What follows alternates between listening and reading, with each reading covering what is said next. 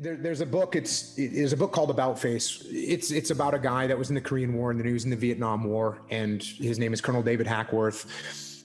When I was on deployment, I would open up that book anywhere, and I would read 2 pages or 3 pages before I'd go to bed if I was in my bed that night.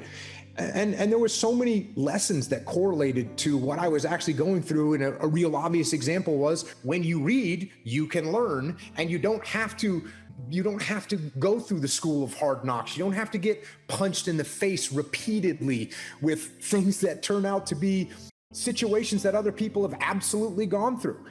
The level of capability increases so much by seeing something one single time. Well, if I see something one time, I'm infinitely better than if I'd never seen it before. It's like those little puzzles. They give you a little puzzle, some kind of a mind bender, right?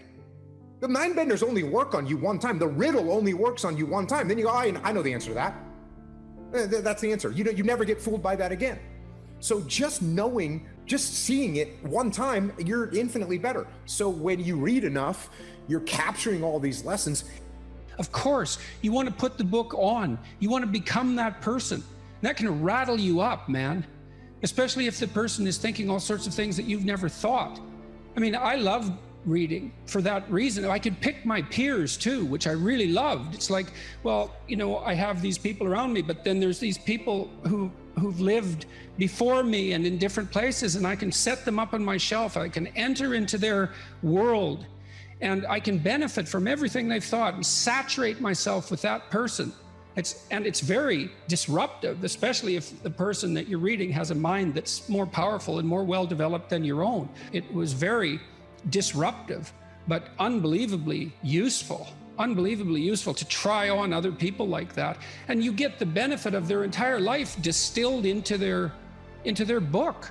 It's 30 years of work. I read this one book called The Neuropsychology of Anxiety, which it's a great scientific work. It's a very hard book.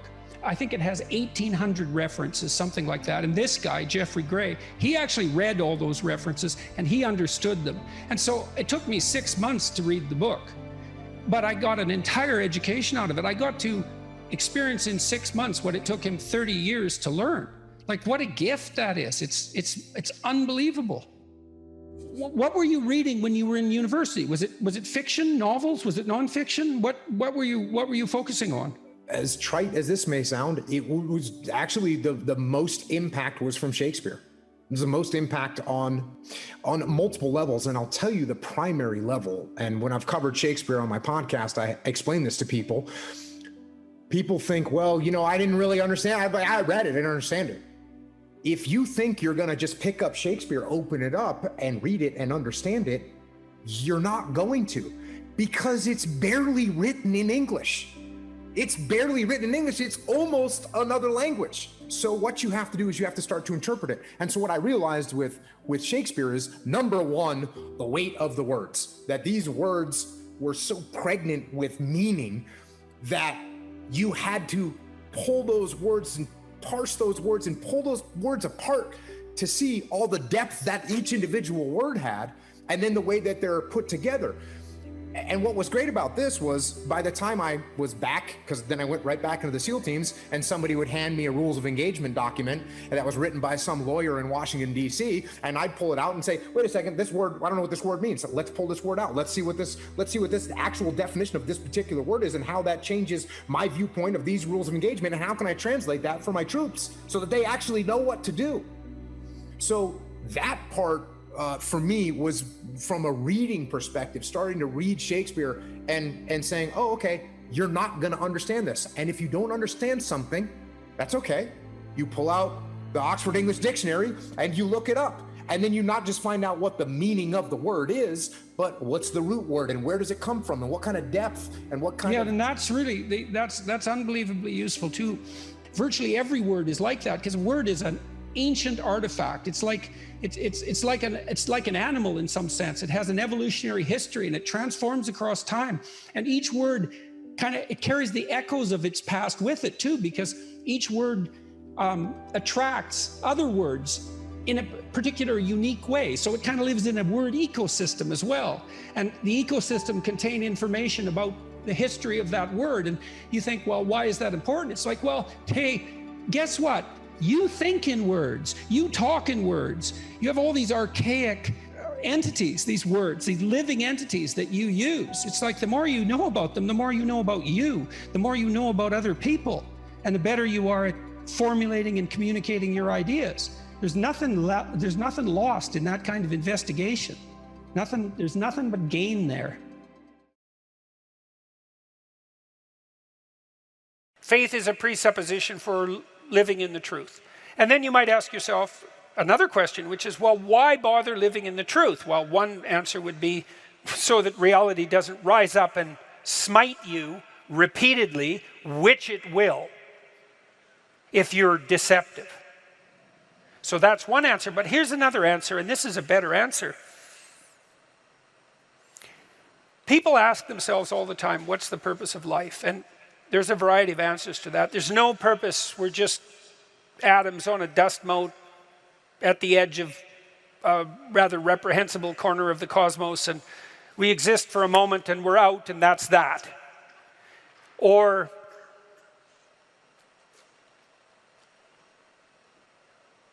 we're so lost in a plethora of subordinate meanings that we're confused and aimless.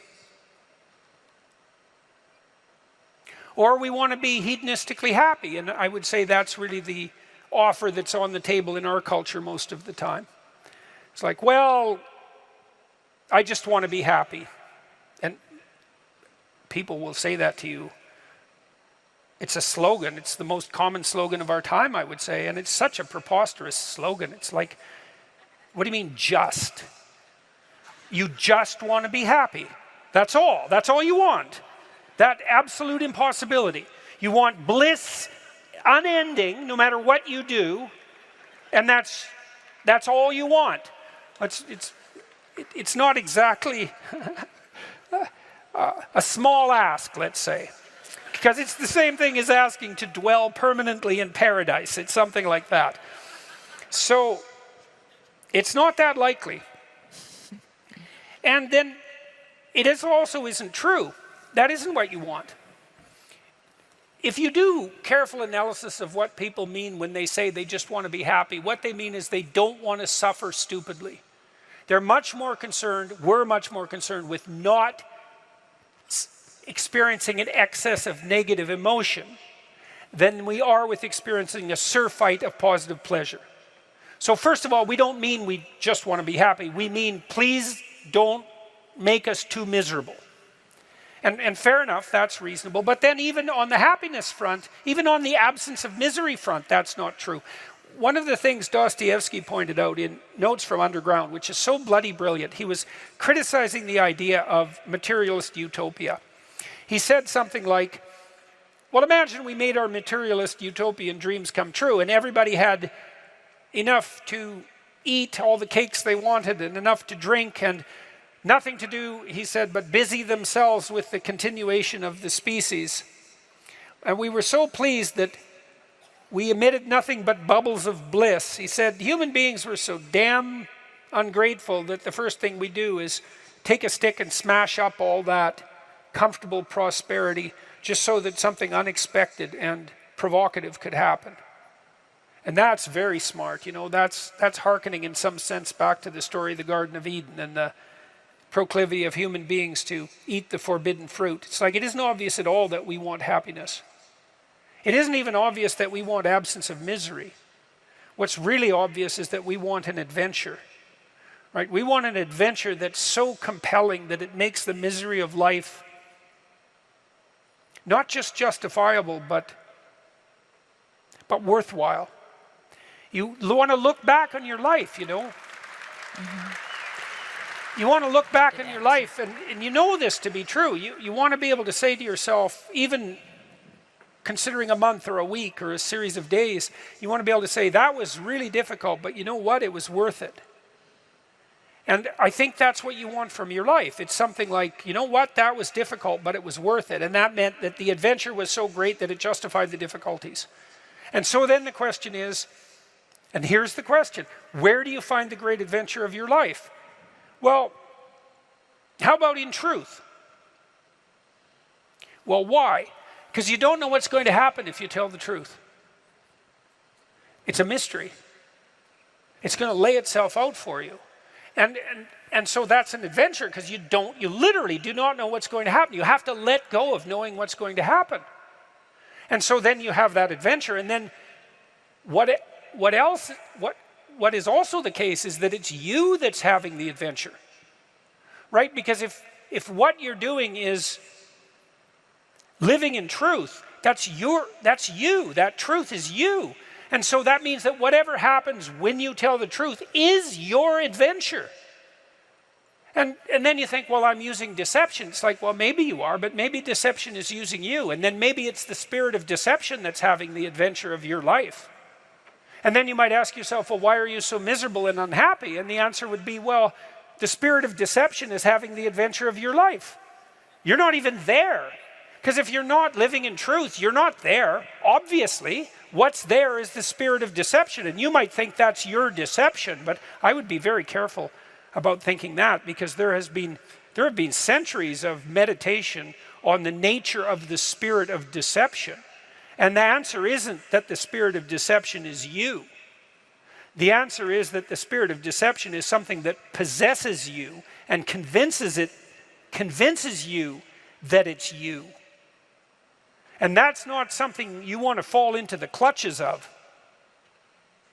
So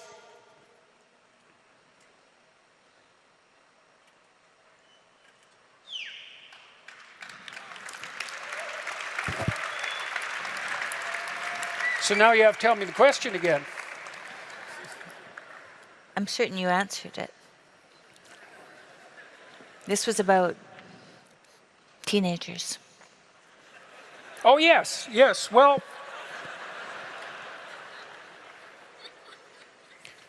back to the teenagers. Do you not want to go to college, or are you just lying about being lazy?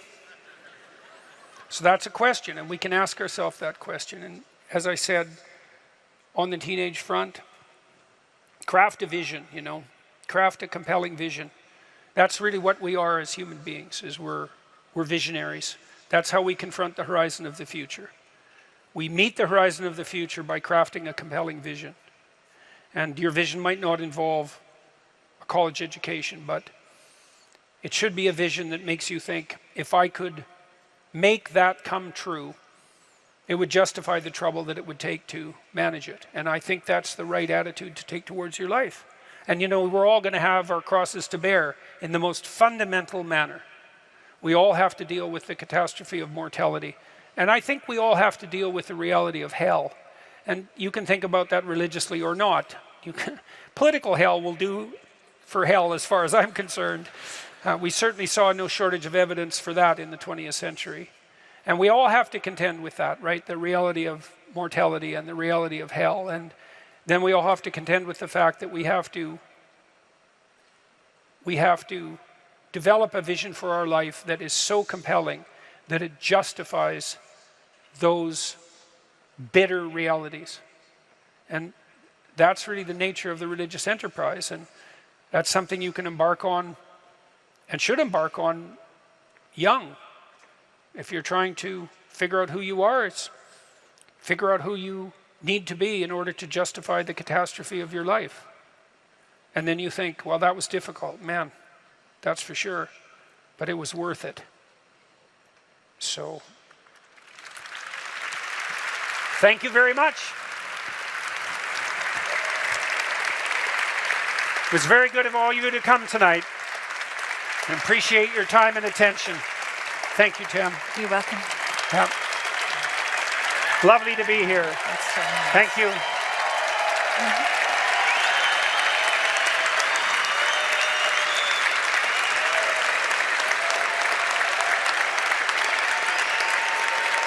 Thank you all. Yeah. Good night.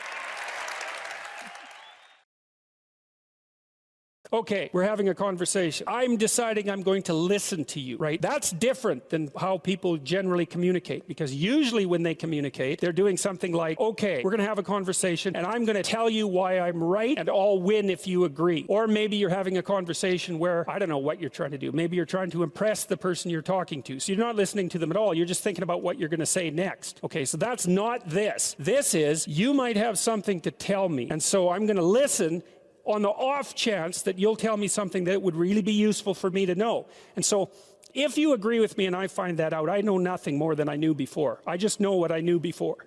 And maybe I'm happy about that because, you know, it didn't get challenged. But I'm no smarter than I was before. But maybe you're different than me. And so while I'm listening to you, you'll tell me something I don't like. Maybe it's something I find contemptible or difficult, whatever. Maybe you'll tell me something I don't know, and then I won't be quite as stupid. And then maybe I won't run painfully into quite as many things. And that's a really useful thing to know, especially if you live with someone and you're trying to make long-term peace with them, is they're not the same as you. And their way they look at the world and the facts that they pull out of the world aren't the same as your facts. And even though you're going to be overwhelmed with the proclivity to demonstrate that you're right, it is the case that two brains are better than one. And so maybe 9 of the 10 things they tell you are dispensable, or maybe even 49 out of 50, but one thing, all you need to get out of the damn conversation is one thing you don't know. And one of the things that's very cool about a good psychotherapeutic session is that the whole conversation is like that. All you're doing is trying to express the truth of the situation as clearly as possible. That's it. And so now, Roger's proposition, and I'll tell you why he derived it, was that if you have a conversation like that with someone, it will make both of you better. It'll make both of you psychologically healthier. So there's an implicit presupposition that the exchange of truth is curative. Well, that's a very cool idea. I mean, it's a very deep idea. It's the idea upon which Western civilization, although not only Western civilization, is actually predicated. The idea that truth produces health. But for Rogers, that was the entire purpose of the Psychotherapeutic Alliance. You come to see me because you want to be better. You don't even know what that means necessarily, neither do I. We're going to figure that out together.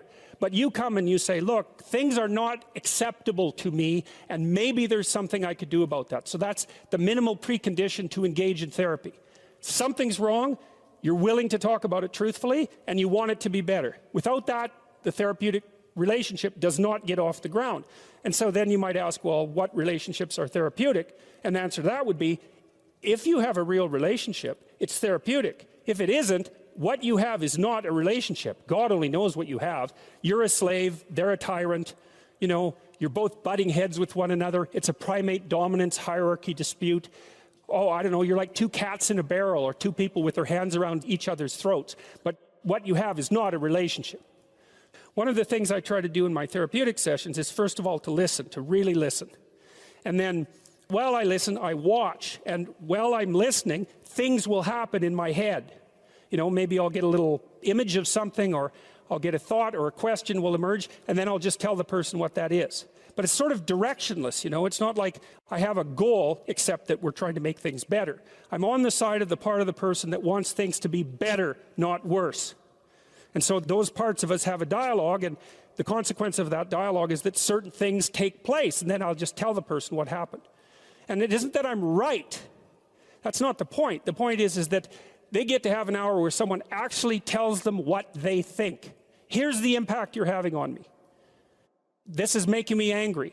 This is making me happy. This is really interesting. This reminds me of something that you said an hour ago that I don't quite understand. And the whole point is not for either person to make the proposition or convince the other that their position is correct, but merely to have an exchange of experience about how things are set up. And it's extraordinarily useful for people, because it's often difficult for anyone to find anyone to talk to that will actually listen. And so another thing that's really strange about this listening is that if you listen to people, they will tell you the weirdest bloody things so fast you just cannot believe it. So if you're having a conversation with someone and it's dull, it's because you're not listening to them properly, because they're weird. They're like wombats or albatrosses or rhinoceroses or something. Like, they're strange creatures. And so if you were actually communicating with them and they were telling you how weird they really are, it would be anything but boring. And you can ask questions. That's a really good way of listening. But one of Roger's points is, well, you have to be oriented properly in order to listen. And the orientation has to be, look, what I want out of this conversation is that the place we both end up is better than the place we left. That's it. That's what I'm after. And if you're not after that, you got to think, why the hell wouldn't you be after that? What could you possibly be after that would be better than that? You walk away smarter and more well-equipped for the world than you were before you had the conversation, and so does the other person. Well, maybe if you're bitter and resentful and angry and anxious and, generally annoyed at the world, then that isn't what you want. You want the other person to walk away worse, and you too, because you're full of revenge. But, you'll get what you want if you do that.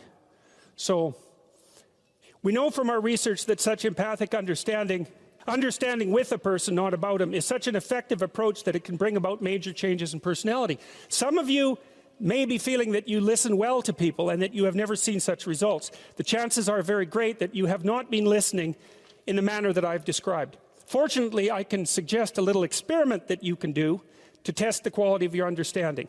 The next time you get into an argument with your wife or your friend or a small group of friends, stop the discussion for a moment and, for an experiment, institute this rule.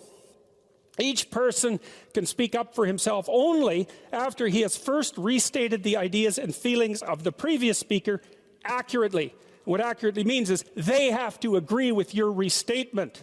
Now, that's an annoying thing to do, because if someone is talking to you and you disagree with them, the first thing you want to do is take their argument, make the stupidest possible thing out of it that you can. That's the straw man, and then demolish it. It's like, so then you can walk away feeling good about it, and you dominated them really nicely.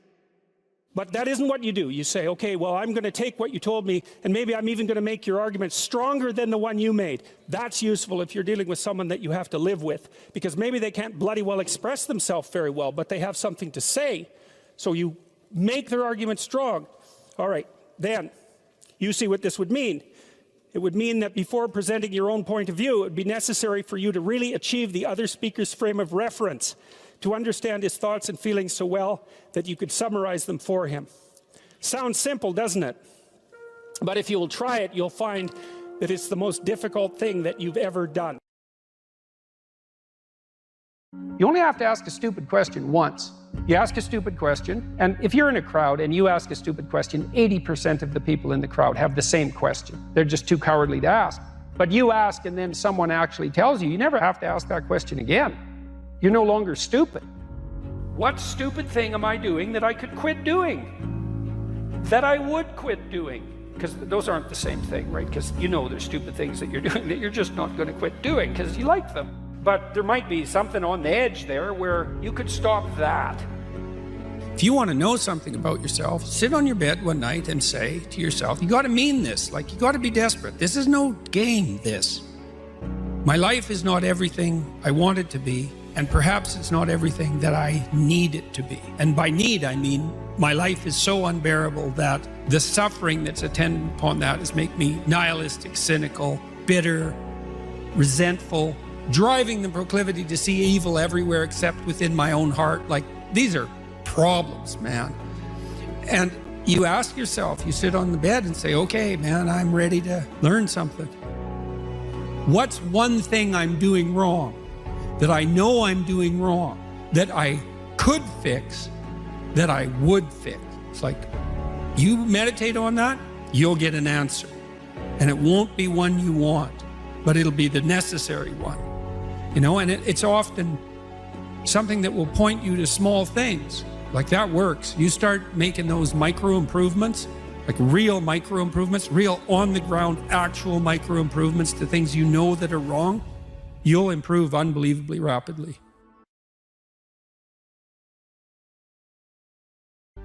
If you don't know who you should be, pick something. Pick something. Pick something that would be an accomplishment. Even do it somewhat arbitrarily, because maybe you have too many choices, you don't know what you're interested in. Start somewhere, aim at something, do it. Maybe it's a 6-month certificate at something. Maybe it's an online course, whatever. pick something, work hard at it, see what happens. What'll happen is, well, you'll get more disciplined as a consequence of the work, and so that'll make you a somewhat different person.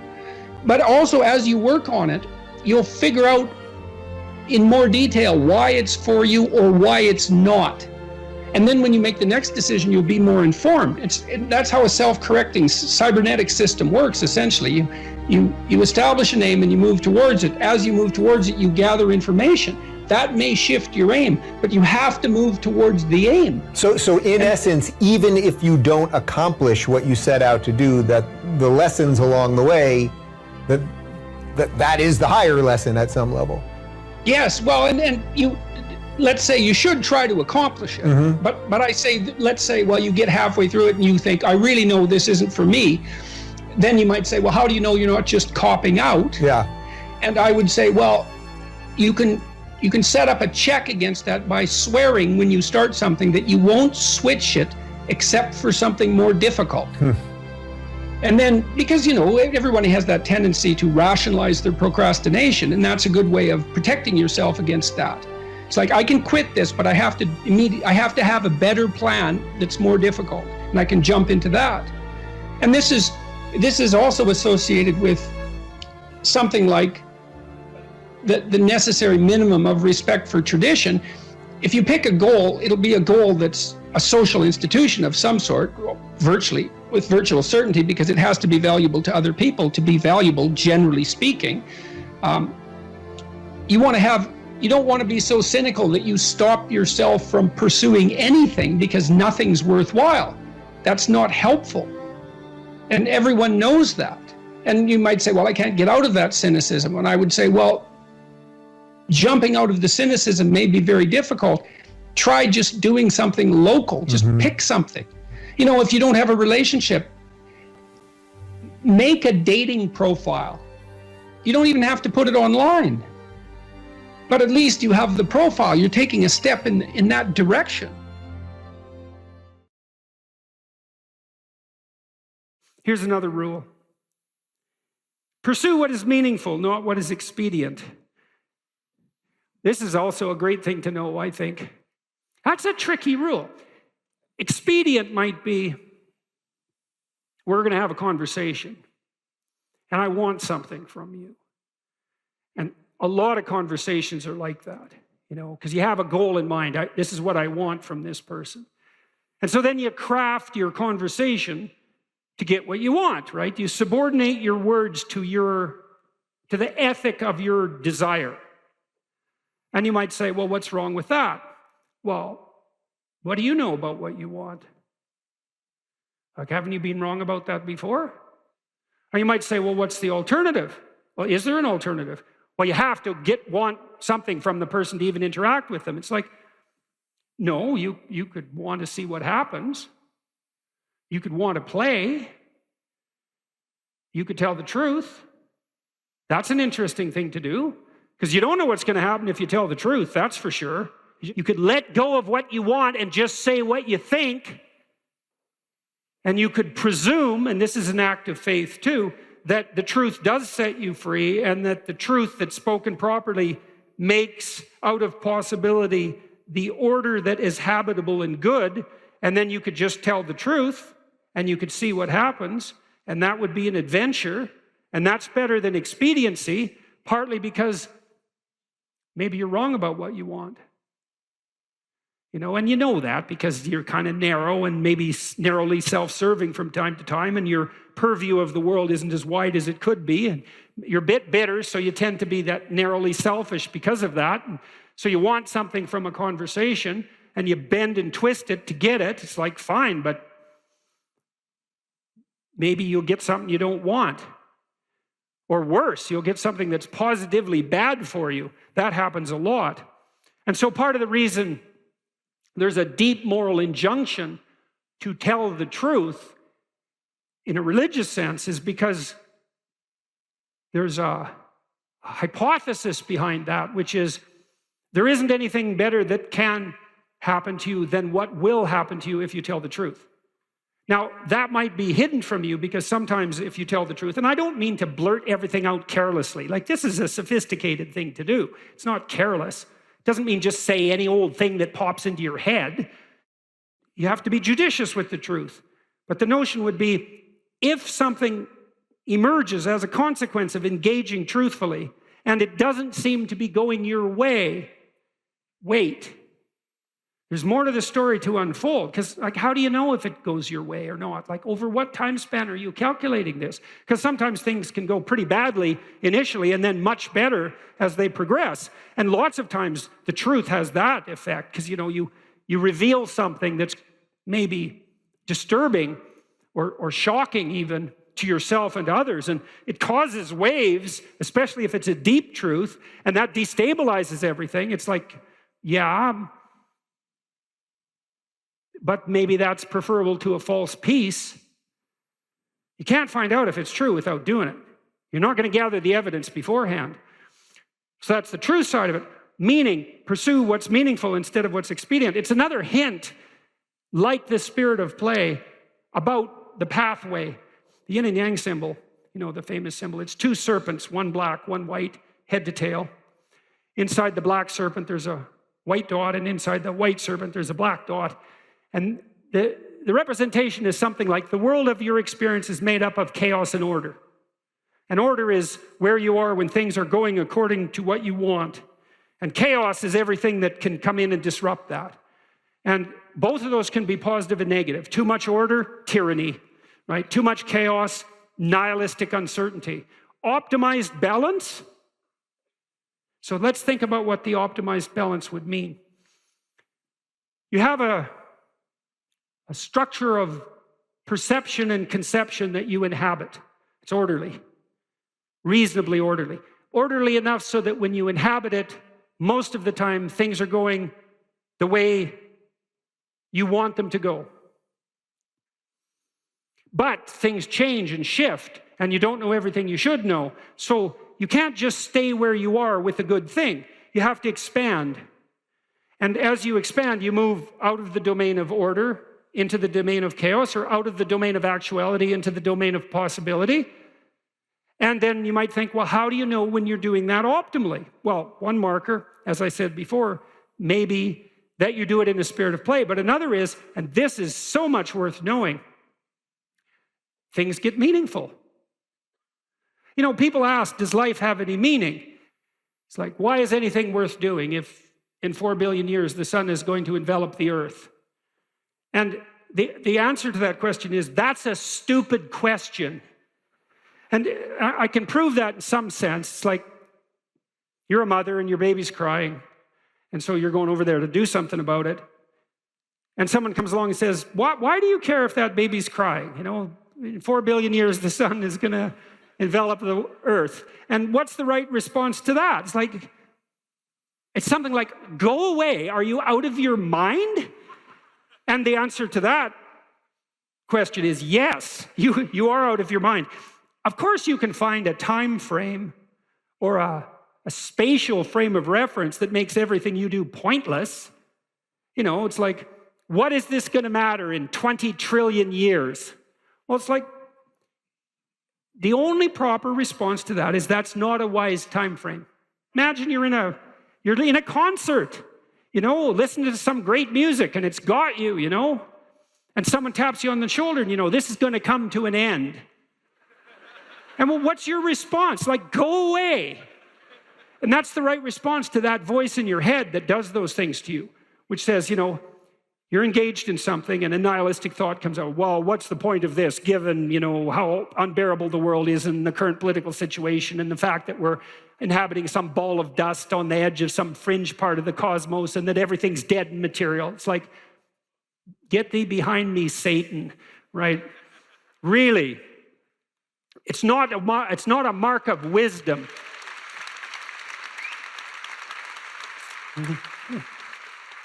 It's not a mark of wisdom to let nihilistic, demonic voices steal your joie de vivre. That is not a mark of wisdom. And you might object, well, at least it's not naive. It's like, yeah, cynicism might be preferable to naivety, but it doesn't hold a candle to wisdom. And that's worth knowing too. Because once you've been hurt and you're cynical, there's no going back to naive. But there's no point in staying at cynical. And there are degrees of courage way beyond cynicism. And some of that is the regaining of the faith you had as a child despite your current level of wisdom. And that's something to strive for, right? That's a moral attainment. That's not a burying your head back in the sand. Quite the contrary. And so, well, back to the yin and yang symbol. Imagine you have an instinct that orients you. Well, you do, as a matter of fact. There's a reflex that's replicated at multiple levels of your nervous system, and it's ancient. If you have a nervous system as an animal, you have this reflex. And the reflex is something like surprise. You know, if I walk across the stage and I hear a loud noise behind me, I might go like this. And that would be automatic because I'm gripped by unconscious systems. And what's happening is some chaos has emerged and it stops me in my tracks because something unexpected happened, my current plan is incomplete. And then I'll turn and orient towards the place of the disturbance. And that's the beginning of exploratory behavior. And then I might run away, which might make me safe, or I might cautiously investigate, in which case I can find out what caused the disturbance, maybe rectify it, and maybe update my plan so that that sort of thing doesn't happen again. That's a better approach. Are you depressed, or do you just have a horrible life? And those are not the same question, because if you're depressed, you have a life that in principle should work, but isn't. And so you come and say, look, I've got a lot of things going for me. You know, I've got a good job. I've got a good family. My wife loves me. But man, I'm miserable all the time. It's like, okay, well, let's delve into that a bit more deeply. But that kind of sounds like depression. But then you might come and say, well, I'm miserable. I'm suffering. I don't even want to be alive. And then I might ask, well, do you have an intimate partner? Well, no, not really. And I have had a history of catastrophic relationships. Do you have any friends? Well, you know, I have this one person I phone like once every month or so. But other than that, no, I don't really see anyone. Well, do you have any close family? No, my family's pretty fractured. I don't get along with my mom and dad. I don't see my sisters or my siblings much. It's like, well, how about a job? Or how about a career? Or failing that, a job? It's like, well, I've always kind of been underemployed, and I just lost my job, and you know, that's not going very well, and so on. You can walk through someone's life, and you can find out if they're reasonably embedded in a hierarchy of social institutions. And if the answer is no, no intimate partner, no family, no children, no friends, no job, no career, no educational pathway, no engagement in civic responsibility, let's say, no church attendance, no spiritual life, no routine. It's like, well, you're not depressed, you just have a horrible life. Multidimensionally. Like, it's no wonder you're depressed. There's nothing in your life that is working. But it's interesting because that's not exactly a diagnosis at the level of the individual. It's a diagnosis in relationship to the relationship between the individual and this structure of containing social institutions. If you don't have an intimate partner, and you don't have a family, and you don't have any friends, and you don't have a career or a job or any civic involvement or any involvement, let's say, with religious institutions, and you don't have any creative striving, all you've got left is pain. And so that's what you have. And so here's a different way of thinking about sanity. Sanity isn't being well constituted as an atomized individual. Sanity is what makes itself manifest if you're properly situated in a hierarchy of social order. To be well constituted, you have to be a harmonious player in a multidimensional symphony in some real sense of social interaction. It's very hard to stay on the straight and narrow without a partner who doesn't share your blind spots, correcting you constantly. you know, now that's annoying. There's a tussling about it, right? There's a fractious and adversarial element to that, because if you're married, you don't see eye to eye, and thank God for that, because sometimes in your foolish insistence on being right, you're wrong, and wrong in a way that'll take you out. And so you better have a partner who doesn't think the same way you do. And fortunately, if you have a partner, you have a partner who doesn't think the same way you do. And so if you can get the dialogue flowing, then that's a mutually corrective mechanism. And so then you might say, well, the truthful dialogue between partners in a marriage is actually, it's the process by which sanity itself is generated. And I mean technically, it's like you're too complex to regulate yourself, period. And so you need other people to help you do that. So if you have a wife or a husband, someone who knows you and is there for the long run, they can help, you can help each other find the meaningful path and stay on it. And you can't do that alone. And probably just having a partner isn't enough. You need kids, likely, to keep you sane or to drive you crazy, depending on the nature of your children. Let's say you need family, you need your parents, you need your siblings, you need another community around you that's not merely your wife, because you're so crazy that it takes a village to keep you sane. And so, and then surrounding that more intimate web of kinship, you need friends. And friends keep you sane. Well, how? Well, you have to act in a manner that makes them want to be around you to have friends. And that means that to maintain your friendships, you have to be saner than you really are, right? You have to be, they have to be able to enjoy their time with you. If you practice forthright and voluntary exposure to that which terrifies and dismays you, it transforms you. And we really know this as psychologists. We even know there's more and more evidence suggesting, for example, that if you imagine you adopt this attitude of voluntary confrontation, that changes you psychophysiologically. So much of the biochemistry of motivation and emotion is transformed when you take a stressor which could be oppressive and paralyze you and cause you to withdraw, and you reverse that and you decide to advance.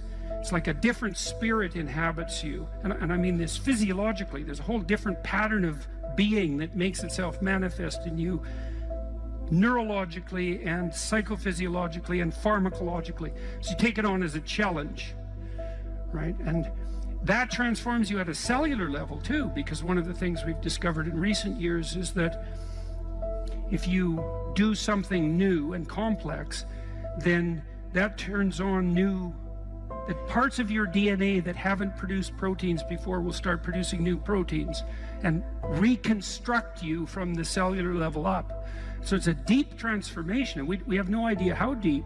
And again, you could ask yourself, if you didn't withdraw in fear from anything from everything that life threw at you, who could you become? And I would say that's the central religious question in some real deep sense. You know, are more things thrown at us than we can manage? Well, that's a tricky question, because pretty dreadful things are thrown our way. And you might say, well, that's just presents an insuperable barrier to progress. That's not very helpful, because you're alive, here you are, you got these problems to contend with, and if it's an impossible task, then how could you be anything but hopeless and desperate? But then you think, well, wait a second, how would things transform if I took this on as a voluntary adventure, you know, regardless of its scope? And the scope would include unjust suffering, death, and hell. And that's not just some religious or metaphysical vision. It's like, no, you're actually going to have to contend with that in your life, in whatever way those things make themselves manifest to you personally. that's coming, man. And so maybe you better get prepared. And then the question might be, well, what would happen if you got prepared? And the answer might be, you'd be prepared. And I think the religious enterprise in its deepest sense is that process of preparation. And you know, you might want to even push that a bit farther. You might say, well, not only do you want to get prepared for what's coming your way, but you want to be so prepared that when it comes your way, that it doesn't make you bitter and resentful and tempted by the desire to walk the path that would make all of that even worse. And so you might say, well, if you could really face up to what you need to face up to, not only could you turn yourself into someone that could bear the catastrophe of life and exposure to hell, but maybe you could turn yourself into someone who would still do good even while facing those things. And that's a pretty noble goal.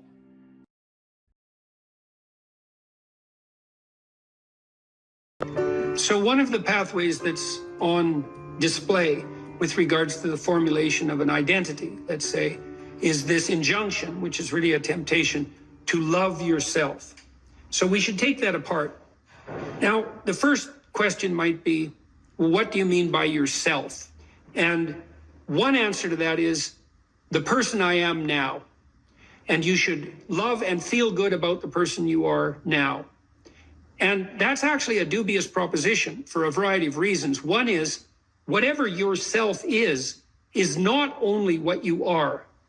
Yourself is also what you could become, and what you will and could become. And so to love yourself properly is not only to love what you are, who you are, whatever that means, but to love who you could become. Now, one of the things I've observed is that it's very demoralizing, let's say, for the typical young man. It's true for the typical young woman as well. So we'll say the typical young person who's miserable and maladjusted psychologically and socially, if you just go to them and say, well, you should feel good about yourself, because they think you're good just the way you are. You're perfect just the way you are. You should accept yourself just the way you are. It's like, well, okay, so what does that say about who I should become? Is that just now off the table because I'm already good enough in every way? So am I done or something? What about who I should become? And then, well, how should I feel good about myself when I don't? Because I'm not getting along with myself. I'm anxious and hopeless and nihilistic and depressed, and I'm not getting along with other people. So how is it that that's all somehow something I should feel good about without being deluded? And these are complicated questions, because you don't want to beat yourself with a stick, which might be the opposite of that. So, well, feel bad about yourself. It's like, no, be judicious and merciful with yourself and think that you need to accept yourself in some way, the way a mother accepts a child.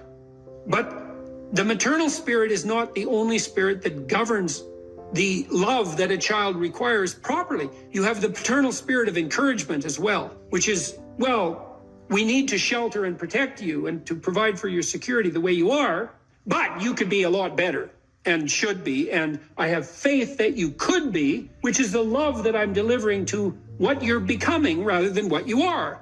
And so love that you direct towards yourself is partly directed towards that maternal care that's sort of the minimum precondition for basic flourishing, combined with an attitude of encouragement towards the possibilities of your being. And so that's a much more sophisticated so-called self-love, partly because it's the kind of love that envisions you as something that unfolds across time. And it's a much richer conception, because it also implies that there's a responsible adventure to your life. Like you're not all you could be, and there's pain in that, and there's the necessity for a certain amount of judgment about that, and even a certain amount of exclusion, because what you are that is insufficient in some sense should not be allowed to propagate further. But if it's conjoined with encouragement, it's like, yeah, you're in a rough situation there, kiddo, but you know, here's some things about you that are virtuous and good, And they're pretty powerful, actually. And if you just made those more manifest, you could dispense with a lot of this immaturity and misery, and you could expand yourself out into life physically and psychologically, and you could start walking this pathway that makes things better. And the thing is that as soon as you start walking the pathway that makes things better, then things immediately become better because your whole orientation changes. And you know, if you're in a bad place but you're escaping, that's pretty positive, even if it's a bad place. And you might think, well, it's still bad, but it's better. It's like, well, that's a lot better than a bad place that's getting worse. That's for sure, because that's hell. Hell is a bad place that's getting worse. That's for sure. And so if you take the bad place and it's getting better, well, it's already not hell. That's a start.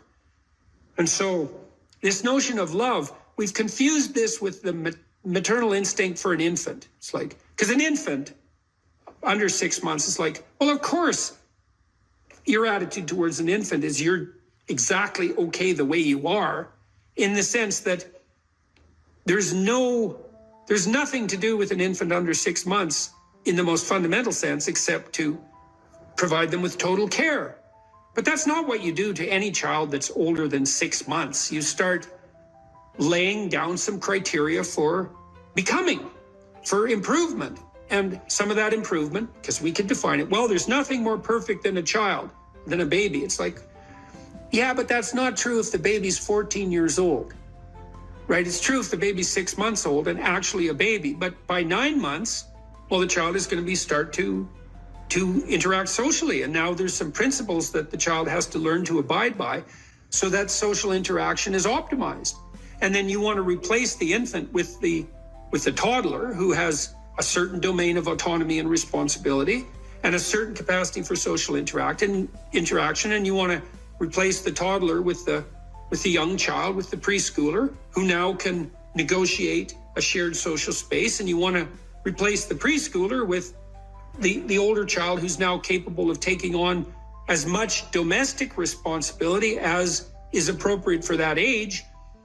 You want to take the infant who's entirely dependent and turn them into something that's autonomous and then socially integrated in a manner that's moving them towards individual responsibility.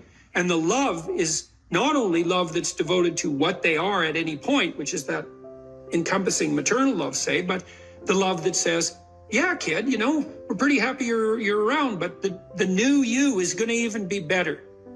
And that's encouragement. And that's part of love. It's half of love, that's for sure. And you want to direct that to yourself as well. It's like, you don't want to judge who you are so harshly that you just destroy yourself and everything is cast into the pit. You want to take a look at yourself and say, look, you know, you're a person among persons and you have intrinsic worth and you have your flaws, your sins, your domain of ignorance and inadequacy. But that doesn't mean that you're entirely worthless because of that. You have a base level value. That's intrinsic worth, let's say, that's reflective of the fact that you're made in the divine image in the most fundamental sense. You have intrinsic worth, and that's due a certain degree of baseline love. But there's the becoming problem. It's like, well, especially when you're young, most of you is still in the becoming phase. And so why wouldn't encouragement be the hallmark of love? It's like, get the hell up, get your act together, adopt some responsibility, put your life together, develop a vision, expand yourself beyond the narrow confines that are causing your misery. And we think you can do it. You could do it, you should do it, the world would be better off if you did it, you'd be doing better if you did it, everything would work out better. Why would we not work to make everything work out better? And you're the person who could do it.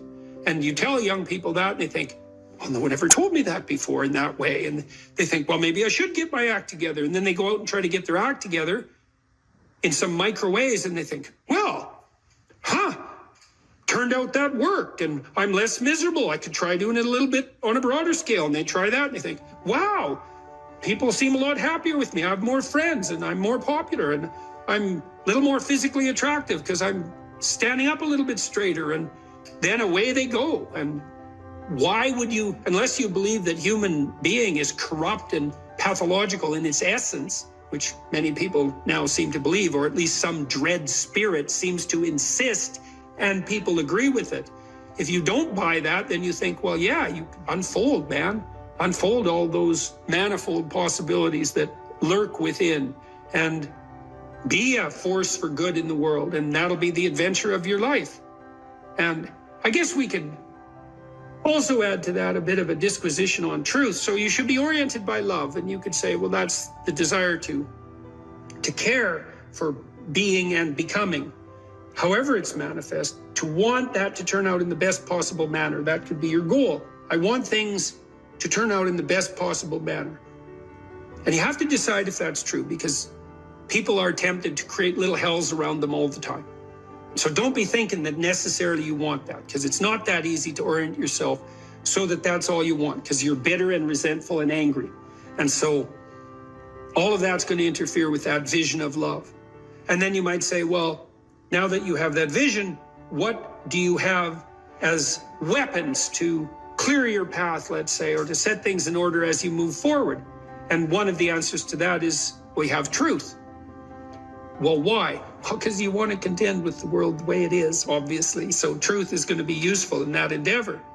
And then you might say, well, if I could get away with something by not telling the truth, why shouldn't I just lie? If I could get what I wanted and if I could avoid responsibility, why not lie? And the first answer is, well, what makes you so sure you want to avoid responsibility, except narrowly in this moment, because it's not a good medium to long-term strategy and everyone knows it. And what makes you think that manipulating people in the short term so that you can gratify a whim is going to be a useful iterative strategy? It's like it's not. So you can dispense with that. And so what do you do when you tell the truth? Instead, is you predicate your actions on an axiom of faith, which is that nothing better can happen than that which happens if you live in truth.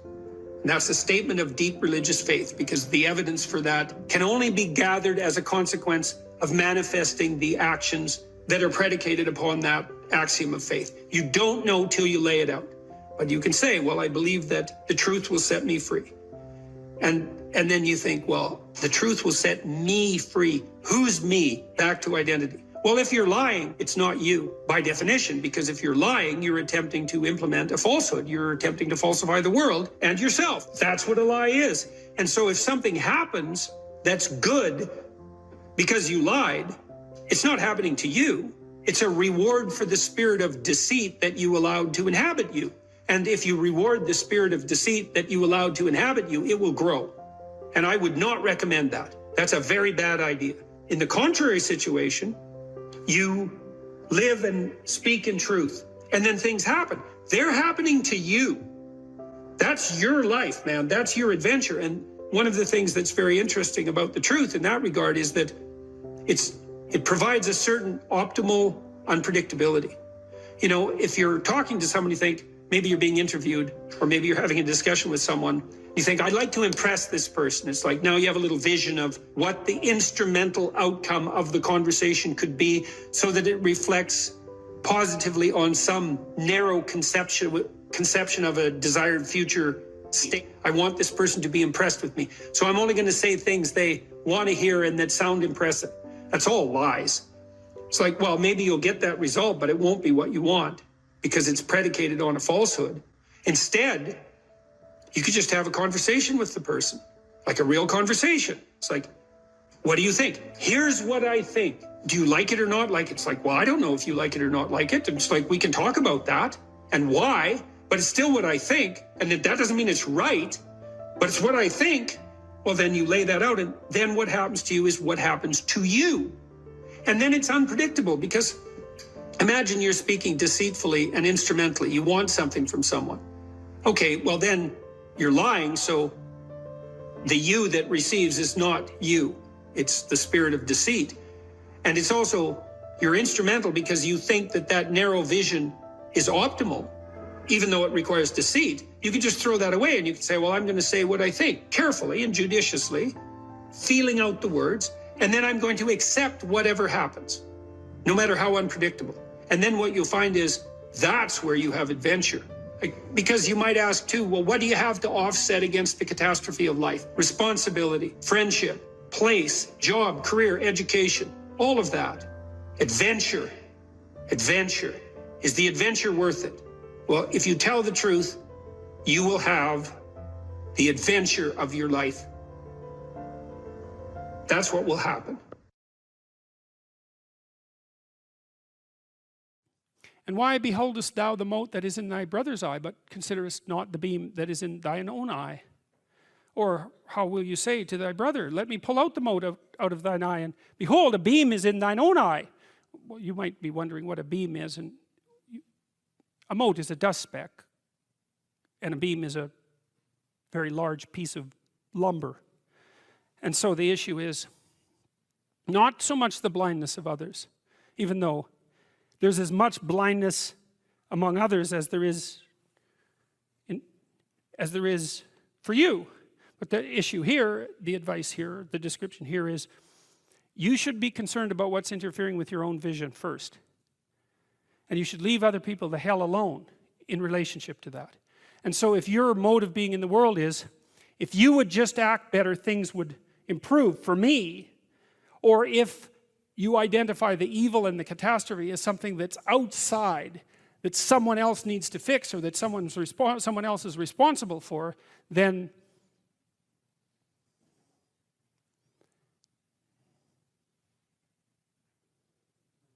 you're not going to fix that.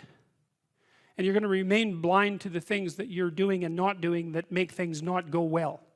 And so it's just better to think, all right, I'm probably blind in many, many ways. And maybe there are some ways that I could rectify that, because it's highly probable that you're blind in all sorts of ways. I mean, in fact, it's virtually certain.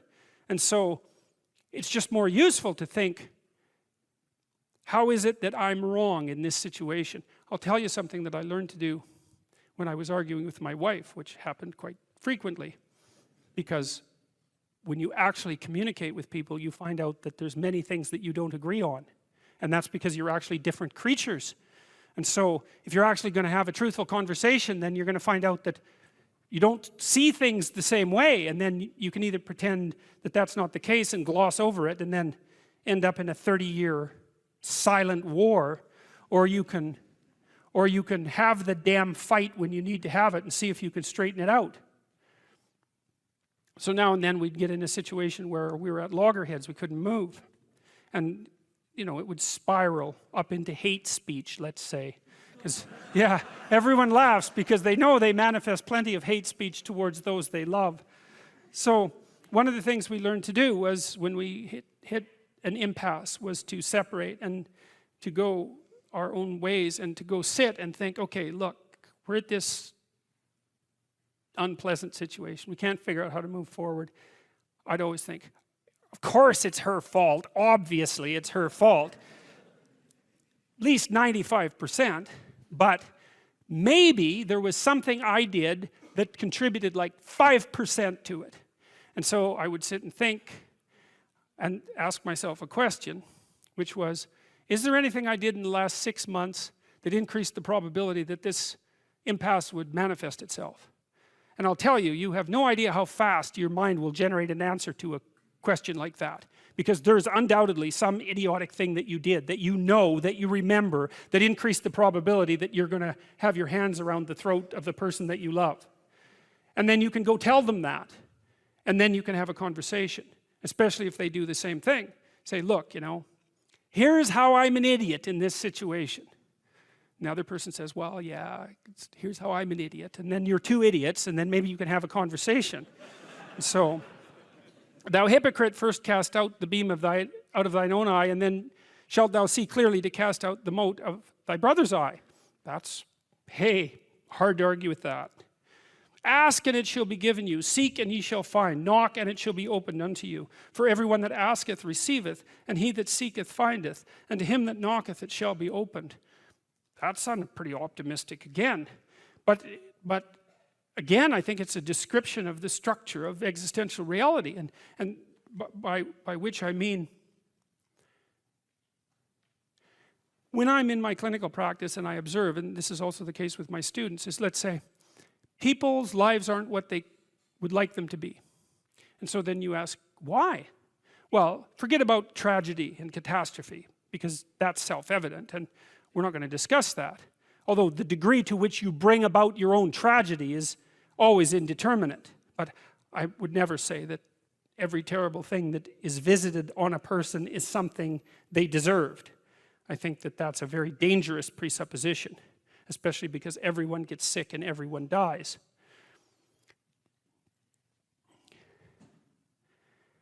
But one of the main reasons that people don't get what they want is because they don't actually figure out what it is.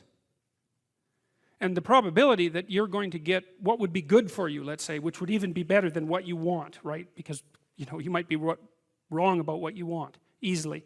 But maybe you could get what would really be good for you. Well, why don't you? Well, because you don't try.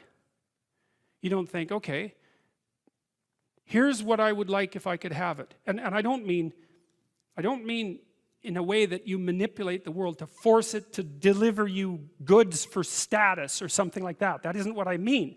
I mean something like, imagine that you were taking care of yourself like you were someone you actually cared for. And then you thought, okay, I'm caring for this person. I would like things to go as well for them as possible. What would their life have to be like in order for that to be the case? Well, people don't do that. They don't sit down and think, all right, you know, let's figure it out. You've got a life. It's hard, obviously. It's like 3 years from now, you can have what you need. You've got to be careful about it. You can't have everything. You can have what would be good for you, but you have to figure out what it is, and then you have to aim at it. Well, my experience with people has been is if they figure out what it is that would be good for them, and then they aim at it, then they get it. And it's strange because they don't it's a strange thing. It's not quite that simple because, you know, you may formulate an idea about what would be good for you, and then you take 10 steps towards that, and you find out that your formulation was a bit off, and so you have to reformulate your goal. You know, so you're kind of going like this as you move towards the goal. But a huge part of the reason that people fail is because they don't ever set up the criteria for success. And so, since success is a very narrow line and very unlikely, the probability that you're going to stumble on it randomly is 0. And so there's a proposition here, and the proposition is, if you actually want something, you can have it. Now the question then would be, well, what do you mean by actually want? And the answer is that you reorient your life in every possible way to make the probability that that will occur as certain as possible. And that's a sacrificial idea, right? It's like, you don't get everything. Obviously. But maybe you can have what you need. And maybe all you have to do to get it is ask. But the asking isn't a whim or today's wish. It's like, you have to be deadly serious about it. You have to think, okay, like I'm taking stock of myself. And if I was going to live properly in the world and I was going to set myself up such that being would justify itself in my estimation, and I don't mean as a harsh judge, exactly what is it that I would aim at? Well, one of the things I've found is that in test of this theory, let's say, you could try this.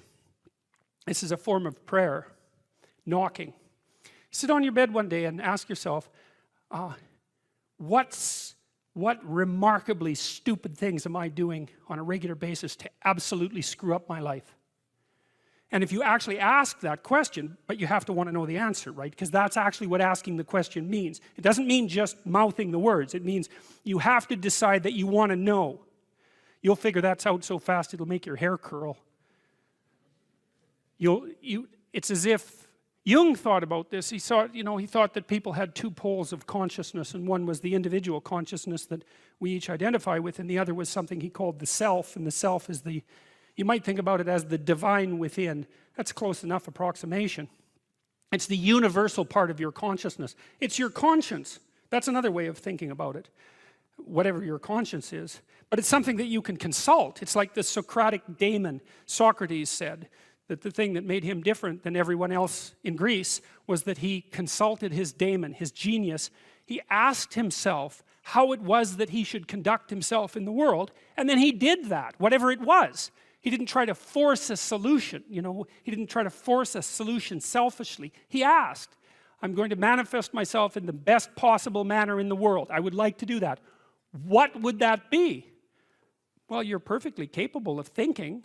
God only knows how. You're perfectly capable of immense feats of imagination and dream and fantasy. It's God only knows how you do all of that. What would happen if you consulted yourself about the best possible outcome for you?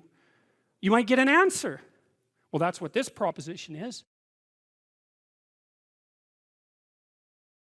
Young people always have a reason to be upset and cynical about the current state of affairs. And it's that way forever. And so it's useful, I think, to consider such considerations or such conceptualizations as the patriarchy in that light, because it's an archetypal truth that the social structure is corrupt and incomplete. And what that means is that it's something that you have to contend with every moment in some sense of your life. It's a permanent fact of existence. And to be upset that the structures, the social structures, or even the biological structures within which we live are incomplete and imperfect, to take that personally, that's the worst part of it. To take that personally is a misreading of the existential condition of humankind, because it's always the case that what you have been given and what you live in is degenerate and corrupt and in need of repair. And it's easier just to accept that, because there's also a positive element, and the positive element is, well, you've been granted something rather than nothing, and maybe you haven't been granted pure hell, because especially in a culture like ours where many things actually function quite well, so there's room for gratitude there. Even if it's a broken machine, it's not one that's completely devastated, and it's not absolutely hell-bent at every second on your misery and destruction. And it easily could be, because many societies are like that. And so the fact that we happen to live in one that isn't corrupt beyond imagining is something to be eternally grateful for. Well, so we live inside a damaged structure, and we also bear responsibility for that damage, because we don't do everything we can to constantly repair it. And you might say, well, that's actually one of the fundamental, people say, well, what's the meaning of life? What they really mean is, what's the positive meaning of life? Because as we've already discussed, the negative meanings of life are more or less self-evident.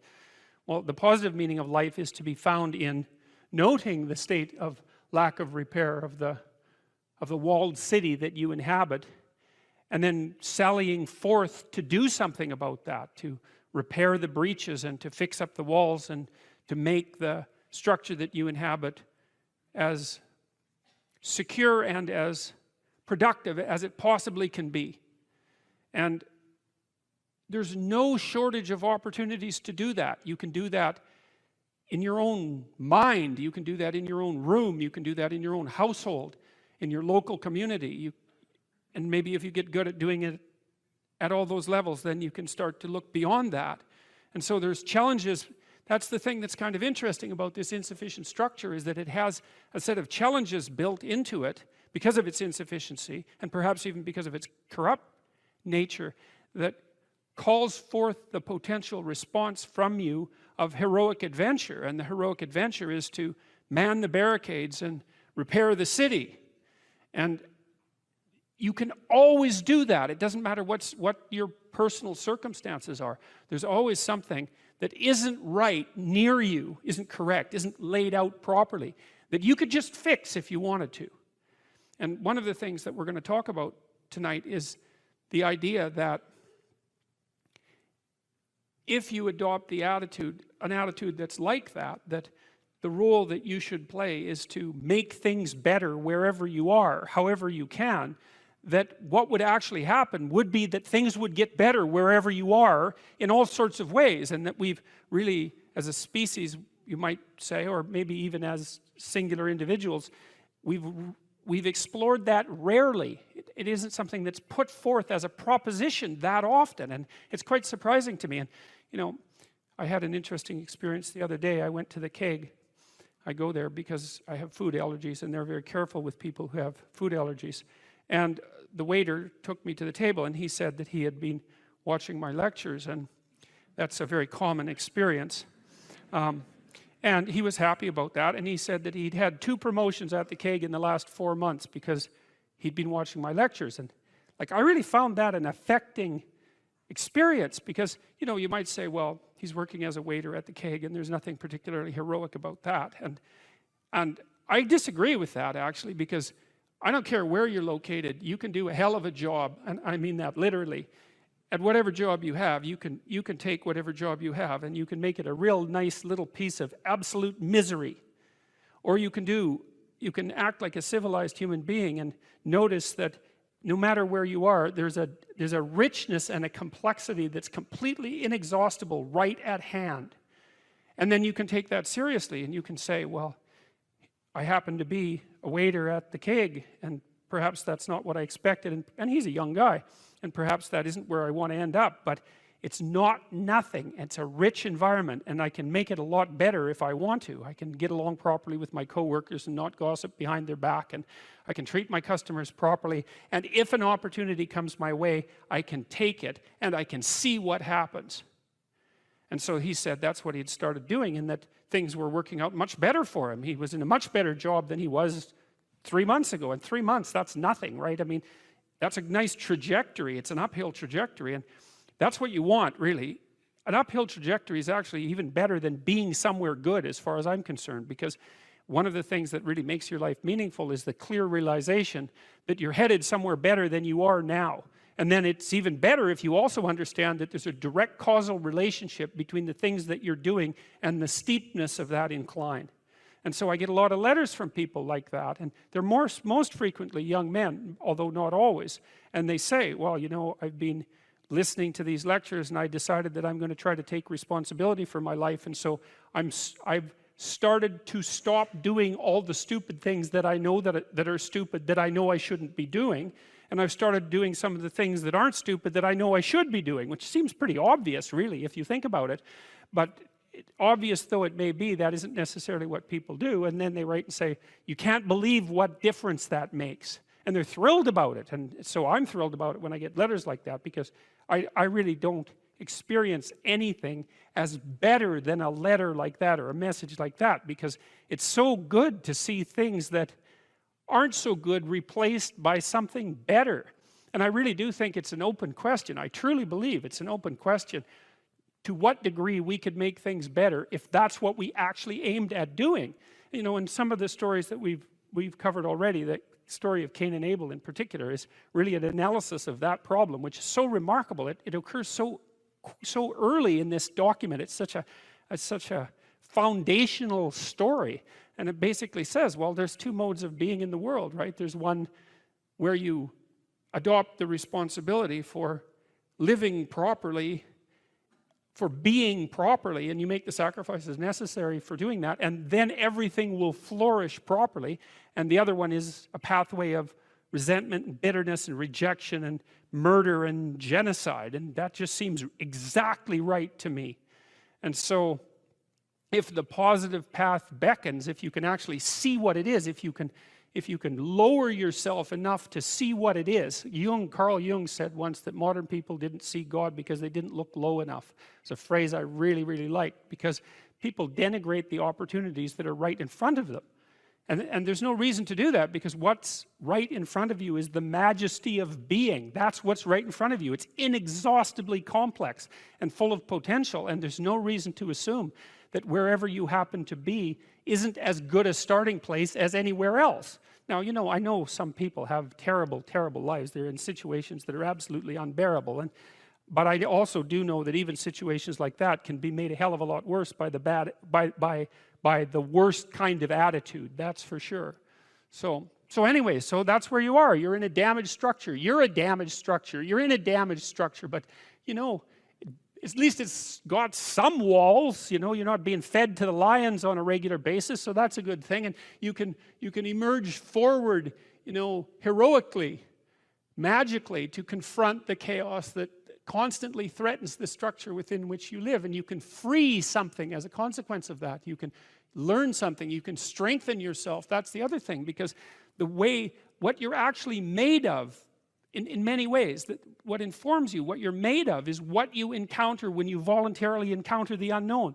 And so the more you voluntarily encounter the unknown, the more you get made of. And the more you get made of, the more there is to you. And then the more you're good at encountering the unknown and restructuring order and calling forth proper order out of the potential of being. And God, you got to think, why wouldn't you do that since you can do that? And it's an endless mystery. You know, I think part of it is that people, well, it's also encapsulated to some degree in the story of Adam and Eve, because what happens to Adam is when he becomes self-conscious, right? He becomes ashamed of himself and regards himself as a lowly sort of creature. And there's endless reasons why people would do that, because of course we're rife with imperfection, and so he hides from God. And I think that's actually the answer to the conundrum, which is that people don't aspire to the highest good because they're deeply ashamed of themselves and their weaknesses and their insufficiencies. And so that's not the only reason. I mean, there's the desire to avoid responsibility, and there's all the negative motivations as well, like resentment and hatred and the desire to make things worse. I don't want to, you know, give us too much of a break, but it's something like that. But it's okay to not be in a very good place if what you're trying to do with that not very good place is make it better. And one of the things I really have learned as a clinical psychologist is that you just cannot believe how powerful incremental progress is. You can do the calculations like, it's like compound interest, you know. If you make your life 0.1% better a week, man, in 2 or 3 years, you're in such a better place than you were that it isn't even like the same domain. And if you keep that up for 10 years or 20 years, you know, especially if you're young and you start early, you start to straighten yourself out and fix the things that you can fix. You can transform your lives in ways that are completely unimaginable. And God only knows what the upper limit of that is in terms of human possibility, because we are amazing creatures, you know, when we really get our act together and stop running at 10% of our capacity, you know. So that's what you do. You've got, you know, the fact that things aren't exactly the way they should be at least gives you something to do, you know, and that's maybe something great to do, because there's no shortage of suffering and trouble that besets the world that you could conceivably ameliorate in some way. And the utility and meaning, the utility of that and the intrinsic meaning of that is self-evident. So it also makes me curious about nihilism, for example, and despair, because I mean, I understand those emotions, I understand them deeply, and the intellectual mindset that goes along with it, but they just seem beside the point to me in some sense, because there are so many things that need doing that all you really have to do is open your eyes and look at them and then decide that you're actually going to do something about them. And you might think, well, what's within my scope of influence is so trivial that it's not worth doing. It's like, it won't stay trivial for long if you do it. Not at all, and I don't think it's trivial to begin with. I don't think that I really don't believe that anything done right is trivial. And my experience in my life has been that anything I actually did paid off. It didn't pay off necessarily in the way that I expected it to pay off. That's a whole different story. But if it was genuine commitment to do something, even if it went sideways and the outcome was really something other than what I expected, the net consequence over time was nothing but good. So every new frontier that can be conquered is an advance forward, and there's no shortage of frontier because we're surrounded by the unknown. We're surrounded by our own ignorance, and we can continually move into that domain, into the domain of chaos, or we can restructure pathological order, and that's the secret to proper being. And so then you encounter chaos that way, you know, and then you can regard yourself as the sort of entity that, despite its insufficiency, has the capability to conquer chaos, despite the danger of that. That's the other thing, because the fact that you're fragile is actually a precondition for your heroism, because if you weren't fragile, then there'd be nothing heroic about doing something difficult, right? Because if you couldn't be hurt or damaged or defeated or end up in failure, then where's the moral courage in the endeavor? It has to be that the fragility is built into the courage. And so it's not a reason not to engage in it at all. In fact, quite the contrary. And so, what's the difference between men and women? Well, how do they differ? Well, the first thing we might observe is that if you look at personality differences between prepubescent boys and girls, they're not very large. Boys and girls don't differ in terms of their trait neuroticism, for example. What happens is that when puberty kicks in, women's trait neuroticism rises, and it stays higher than men for the rest of their life. And this is why you see this reflected in the different kinds of psychopathology that beset the two sexes. So men are overrepresented in alcoholism, drug abuse, antisocial personality, and a host of learning disorders, as well as attention deficit disorder. And women are overrepresented in depression and anxiety, primarily. That seems to be tightly associated with higher levels of trait neuroticism, because maybe it's, if you're at the 95th percentile or higher, let's say, in trait neuroticism, there isn't much difference between that and being somewhat prone to depression and anxiety. And because the curves overlap, you know, the curves aren't identical, the normal distributions are identical for men and women, you tilt the one to the right, to the women's curve to the right towards higher levels of neuroticism. You go out and you look for the person in 20 who has the highest levels of negative emotion. It's much more likely to be female than male. Okay, so let's see if we can figure out why. So I'm going to tell you some things, basic differences between men and women, and you can tell me what you think about it if you agree or disagree. Okay, first, size differential emerges between men and women at puberty, right? Because boys and girls are roughly the same size and roughly the same strength, but men get bigger at puberty when the testosterone kicks in, and more importantly, not only do they get taller and heavier, but their upper body strength is much higher. And that's a real issue for combat, because human beings punch. There's other animals that do that. Kangaroos do that too, eh? So we're not the only people that punch, but we have clubs on the ends of our arms. And so that's how we defend ourselves. And so if you have a lot of upper body strength, especially across the shoulders, and you're heavier, then you can step into the punch and it's a lot more devastating. Now, it is the case that if you look at the statistics for physical altercations in marriage, women attack their husbands more often than husbands attack their wives. Well, you think, why is that?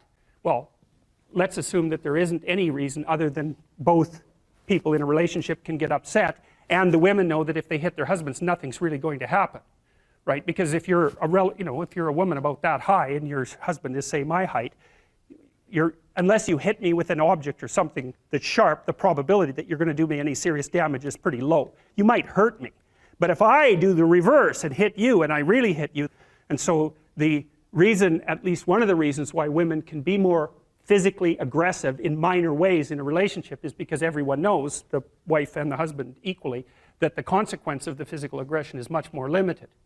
So men do more serious damage to women, but women are more aggressive in relationships. So that's interesting. So okay, so there's a body size difference that's important, a strength differential that's important. Next thing, I think, so let's assume that the reason that women are higher in sensitivity to negative emotion is because the world is actually more dangerous to women, right? Because that would be the most logical reason why there would be a sex difference in something like fear or sensitivity to punishment. Well, first, there's the danger of physical altercation. Second, there's the sexual danger. So women become sexually vulnerable at puberty. And why do I say vulnerable? Well, it's straightforward. It's because the cost of sex for women is way higher than it is for men. Or it certainly has been throughout our evolutionary history. Because if a man has an unwanted sexual encounter, well, then he walks away and maybe he's persecuted by the state or prosecuted by the state for it. But if a woman has an unwanted, unwarranted, or incautious sexual encounter and she ends up pregnant, then, well, in traditional societies, you're just done. And even in modern societies that are rich like ours, I don't have to go into that. It's big trouble. No matter what you do about it, it's big trouble. So being more nervous about that makes perfect sense. But then here's the last thing. And I think that women's nervous systems are not adapted to women. I think women's nervous systems are adapted to the mother-infant dyad. And because you are not the same creature when you have an infant, not at all. You're way more vulnerable. And it's partly because you have to express the vulnerability of the infant and you also have to care for it, right? So you think about an infant, especially under 9 months. So let's say, how are you going to be wired up if you're going to optimally care for an infant under 9 months? And I'm saying under 9 months because women generally do the bulk of childcare for infants who are under 9 months old. And part of the reason for that, there's a whole host of reasons, but part of the reasons for that, obviously, is that they breastfeed. But imagine what you need to be wired up biologically in order to care for an infant. First of all, they're very demanding, right?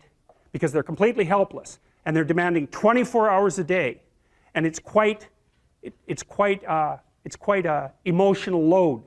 And an infant under 9 months is never wrong, right? What you do to an infant under 9 months is when they're in distress, you always respond. You never tell the infant, get your act together and stop whining, right? Which you can do, say, to a child that's 18 months old. You can start having that sort of conversation. But under 9 months, it's like nothing is the infant's fault. It's surrounded in an extraordinarily threatening world, and you have to be responsive to what it needs, regardless of what you want, and you have to be very sensitive to the threats that emerge in the environment. And so I think the price that women pay for that ability to have an intimate relationship with infants in the very earliest stages of development is that their nervous systems are actually wired so that they can perform that role optimally. And the disadvantage to that is that having a temperament like that doesn't work that well when you're dealing with adult men, especially when you're dealing with them in a business environment, because it's not the same thing. Not at all. It's a competitive environment. So, okay, so agreeable people are compassionate and polite. What are disagreeable people like? They're tough-minded, they're blunt, they're competitive, and they won't do a damn thing they don't want to do. So it isn't exactly that they're aggressive, although they will push you the hell out of their way if you're in the way. They're not like volatile like you are if you're high in neuroticism. It isn't defensive aggression. It's more like predatory aggression. It's dominance behavior. And so for someone who's highly disagreeable, they look at the world as a place in which they can compete and win. And I'll tell you a story. I have a friend. I gave him my personality test, the Big 5 aspect scale that Colin DeYoung developed in my lab. And I knew he was a disagreeable guy, and by interacting with him. I mean, he's even rude to people sort of spontaneously on the street. I actually like him quite a bit. He's very, very funny. He's also very conscientious, so you can trust him, but he's disagreeable as hell. And so I gave him this test because I thought it would be funny, and he came out as the most disagreeable person in 10,000. So reasonable in compassion, about 30th percentile, but like 0.001 in politeness. So he's extraordinarily blunt, and he'll just say absolutely anything, no matter how horrible it is. And he was often brought into corporations to sort of clean them up. So if a corporation was tilting and not doing well, they'd bring him in to find out who the useless people were and fire them. And I talked to him about that because I've had the opportunity to have to not have graduate students in my lab, for example, that weren't performing well, and I find it very, very difficult to dress someone down, and certainly difficult to fire them. I just hate it because I'm actually quite an agreeable person, much to my chagrin. And I asked him about that, and I said, well, what do? You have to fire people all the time. How do you handle that? He says, handle it? I enjoy it. And I thought, wow, that's so interesting that someone would have that response. I said, well, what do you mean you enjoy it? He said, look, I go into these companies and I analyze the performance of groups of people, right? And in those groups, there are people who are really striving, really trying hard and working themselves really hard and being productive. And then there's these people that are just doing nothing. They're completely in the way. They don't carry their weight at all. They take advantage every chance they get. And they're always whining about why they can't work. It's like, I find out who they are. I call them into my office and I tell them exactly what they've been doing. It's like, hit the road, buddy. You've had your run of it. And I thought, oh yeah, okay, fair enough. Well, I can tell you, I've had situations in my lab where I had underperforming graduate students. And one of the things that was really awful about that was that it was really hard on the high-performing graduate students, because they felt that even being in the same category as the people who weren't working hard and pulling their weight devalued what they were doing, and that's exactly right. And so this is also why there's a conscientiousness trait and an agreeableness trait. Because conscientious people judge you on your accomplishments, right? They don't give a damn about your feelings, not a bit. It's like, are you doing the work or not? Whereas agreeable people think, well, your mother's sick and you've got a bunch of family problems and we all have to take care of each other, and it's no wonder that you're having a rough time. And like, you can't say that one of those attitudes is correct and the other isn't correct. You can't say that. There wouldn't be those two dimensions if there wasn't something correct about both of them. But you can certainly point out that often they conflict, and so the demand for inclusiveness and unity and care and the demand for high-level performance in a hierarchical structure, they're very different orientations in the world. And so it's complicated for people who are agreeable and conscientious. And actually, I think often that large corporations and large institutions of any sort run on the unheralded labor of people who are high in agreeableness and high in conscientiousness, and they're disproportionately women. And my experience in large institutions has been that if you want to hire someone to exploit appropriately, no, not appropriately, if you want to hire someone to exploit productively, you hire middle-aged women who are hyper-conscientious and who are agreeable, because they'll do everything. They won't take credit for it, and they won't complain. And that's nasty, and I think that happens all the time. And so one of the things you have to be careful of if you're agreeable is not to be exploited, because you'll line up to be exploited. And I think the reason for that is because you're wired to be exploited by infants. And so that just doesn't work so well in that actual world. And one of the things that happens very often in psychotherapy, you know, people come to psychotherapy for multiple reasons, but one of them is they often come because they're too agreeable. And so what they get is so-called assertiveness training, although it's not exactly assertiveness that's being trained. What it is the ability to learn how to negotiate on your own behalf. And one of the things I tell agreeable people, especially if they're conscientious, is say what you think. Tell the truth about what you think. There's going to be things you think that you think are nasty and harsh, and they probably are nasty and harsh, but they're also probably true. And you need to bring those up to the forefront and deliver the message. And it's not straightforward at all, because agreeable people do not like conflict. Not at all. They smooth the water. You know, and you can see why that is in accordance with the hypothesis that I've been putting forward. You don't want conflict around infants. It's too damn dangerous. You don't want fights to break out. You don't want anything to disturb the relative peace. You know, and if you're also more prone to being hurt physically and perhaps emotionally, you're also maybe loath to engage in the kind of high intensity conflict that will solve problems in the short term, because it takes a lot of conflict to solve problems in the short term. And you know, if that can spiral up to where it's dangerous, which it can if it gets uncontrolled, it might be safer in the short term to keep the waters smooth and to not delve into those situations where conflict emerges. The problem with that is it's not a very good medium to long-term strategy, right? Because lots of times there are things you have to talk about because they're not going to go away. And so partly what you do with agreeable people is you get them to figure out, and they have a hard time with this too. If you ask a disagreeable person what he wants, say, or she wants, they'll tell you right away. They know. It's like, this is what I want and this is how I'm going to get it. But agreeable people, especially if they're really agreeable, are so agreeable that they often don't even know what they want, because they're so accustomed to living for other people and to finding out what other people want and to trying to make them comfortable and so forth, that it's harder for them to find a sense of their own desires as they move through life. And that's not, look, there's situations where that's advantageous, but it's certainly not advantageous if you're going to try to forge yourself a career. That just doesn't work at all. This old client of mine, he was about 85 when he came to see me, and he was a financier and a kind of a mathematical genius. He made these little pendants out of a mathematical symbol for the most beautiful mathematical equation that was ever written. He made them out of gold, and he would hand those out. And he had studied psychology as a young man, and he introduced me to this concept that I didn't know about, called the Pareto distribution, which, see, I'd been taught as a psychologist that most human characteristics were normally distributed, right? So most people were average and some people were extreme. That's a Pareto or a normal distribution. Intelligence is like that, and height, there's more people of average height than very tall or very short, and weight is like that, and lots of things are normally distributed, and psychologists tend to assume that everything is, but it isn't. Creative products are distributed in a Pareto distribution, and that's a whole different thing, and it's really important to know this. It's another fundamental fact, the knowledge of which can sort of transform the way you conceptualize, let's say, the political landscape. So here's an example of the Pareto distribution. You know, there's a rule of thumb that if you run a company that 20% of your employees do 80% of the work, or that 20% of your customers are responsible for 80% of your sales, or that 20% of them are responsible for 80% of the customer service calls. Same thing, but that's not exactly the rule. The rule is worse than that. The rule is, in a given domain, the square root of the number of people operating in that domain do half the productive work. So you think, well, you have 10 employees, 3 of them do half the work. It's like, yeah, okay. What if you have 100 employees? Then 10 of them do half the work. What if you have 1,000 employees? Well, then it's 30.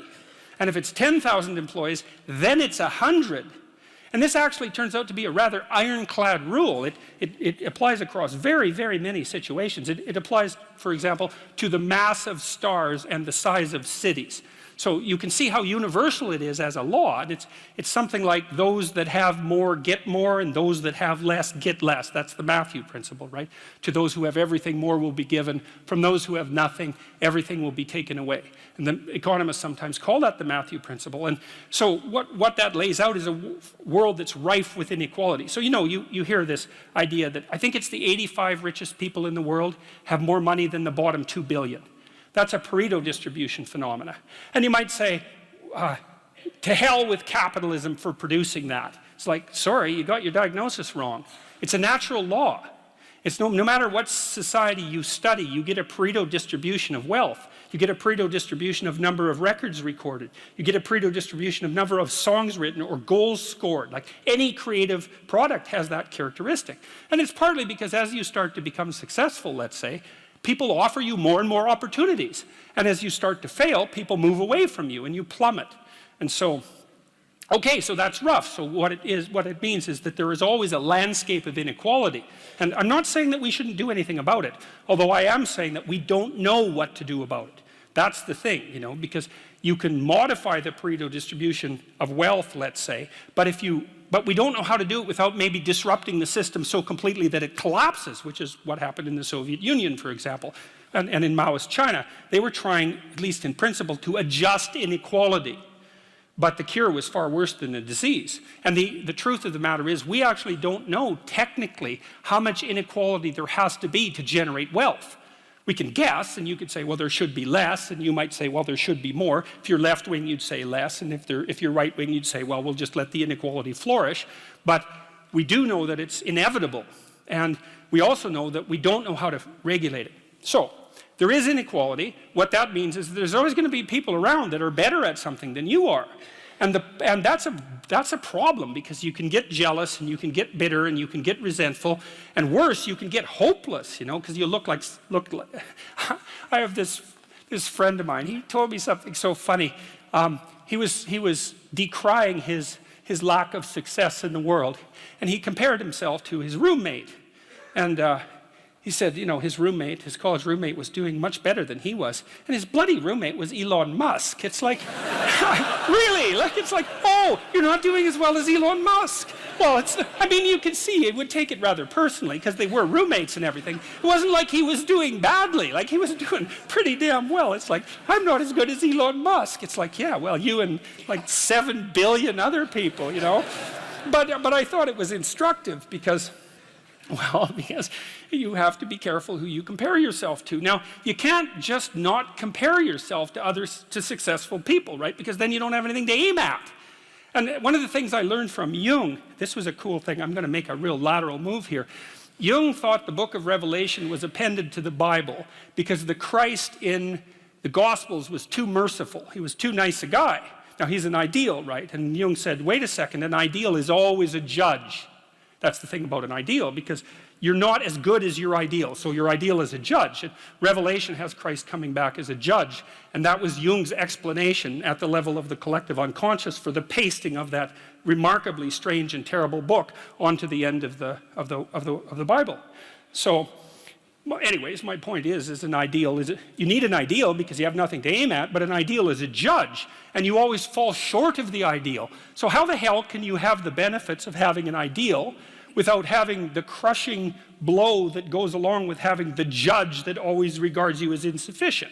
So I was trying to work that out in the chapter, and this is something I've had to work out a lot as a clinical psychologist. It's like, well, let's say you need a goal, but we don't want to let your distance from the goal crush you. So you got to set up a goal, and then you got to break the goal down into parts so that you can move towards it and you have a fairly high likelihood of doing it. So that's a bit of practical, I wouldn't say advice, it's because it's better than advice. It's some practical knowledge about how to go about achieving an aim. Set a high aim, but differentiate it down so you know what the next step is, and then make the next step difficult enough so you have to push yourself past where you are, but also provide yourself with a reasonable probability of success. It's also what you do with children, right? You want to push them because They need to grow up and be more than they are, right? But you don't want to crush them with constant failure. So what you do is aim high and make the goal difficult but proximal. So anyways, so that's one way of looking at it. But then the next thing is, you know, I've had clients, many clients in their 30s, who are trying to, this is more true with women, I would say. A lot of women who are very high achieving and who established their career goals at 30 and then want to differentiate out their life. They want to have a husband, they want to have a family, they're trying to figure out how to do that. And one of the things I've noticed that around 30, you really have to stop comparing yourself in some ways to other people. And the reason for that is that the particularities of your life are so idiosyncratic that there isn't anyone really all that much like you, you know, because the details of your life happen to matter. And so maybe you compare yourself to some rock star or something like that, and you know, the person's rich and famous and glamorous and all that, but you know, they're alcoholic and they use too much cocaine and they've had 3 divorces, and it's like, how the hell do you make sense out of that? Is that someone that you should judge yourself harshly against or not? The answer is you don't know, because you don't know all the details of their lives. And who do you know that you can compare yourself to? That's easy. You. Yesterday. So here's a good goal. It's something like, well, aim high. And I really mean that. It's like, and we'll talk about that a little bit too. Aim high, but use as your control yourself. It's like, so your goal is to make today some tiny increment better than yesterday. And you can use better, you can define better yourself. This doesn't have to be some imposition of external morality. You know where you're weak and insufficient, where you could improve. You think, okay, well, this is what I'm like yesterday. If I did this little thing, things would be just an increment better. And, well, that's a great thing, because you get the ball rolling, and incremental improvement is unstoppable. You can actually implement it, and it starts to generate Pareto distribution-like consequences. It starts to compound. And I've seen that happen in people's lives over and over. Well, people write me all the time and tell me that they're doing that, but I've seen that happen in people's lives continually.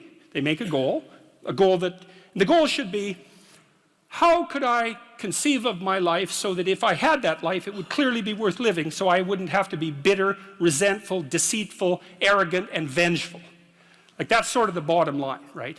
Because that's what endless failure does to you. It's not good.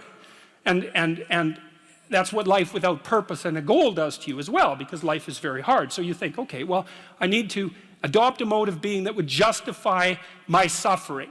And you can ask yourself that question. What would make this worthwhile? I quote Nietzsche, I think, in that chapter. He said, "He who has a why can bear almost any how." That's a lovely line, man. I mean, it's a lovely line. And it's really worth thinking about. So you think, well, how do I manage all this misery and suffering and futility? It's like, well, I need to figure out what I would have to do in order to make that clearly worthwhile. And so then you have your goal, and then you think, well, I need to move towards that incrementally, because I'm kind of useless and can only do so much, and maybe not even that. But all I have to do is be a little bit better than my miserable self yesterday. And that'll propel you forward very rapidly. And you can succeed at it, which is also really lovely, because why not set yourself up for success, you know, because otherwise you'll droop around like a number 10 lobster, and, you know, that's just not good. You get all pinchy when that happens, and it's not a good thing.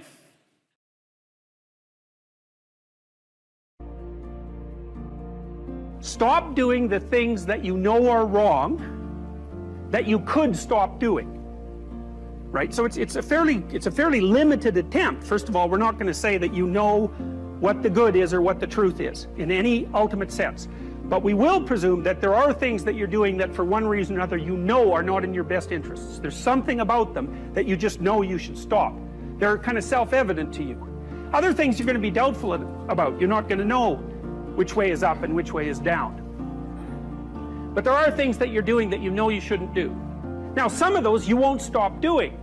For whatever reason, you don't have the discipline, or maybe there's a secondary payoff, or you don't believe it's necessary, or it's too much of a sacrifice, or you're angry or resentful or afraid, who knows. So forget about those for now.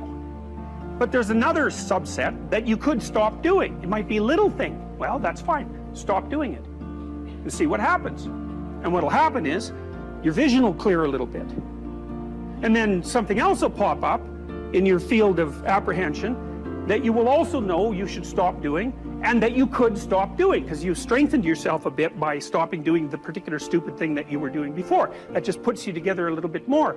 And you can do that repeatedly for an indefinite period of time. And you know, that doesn't necessarily mean that you're going to ever be able to formulate a clear and final picture of what constitutes the truth and the good, but it does mean that you'll be able to continually move away from what's untruth and what's bad.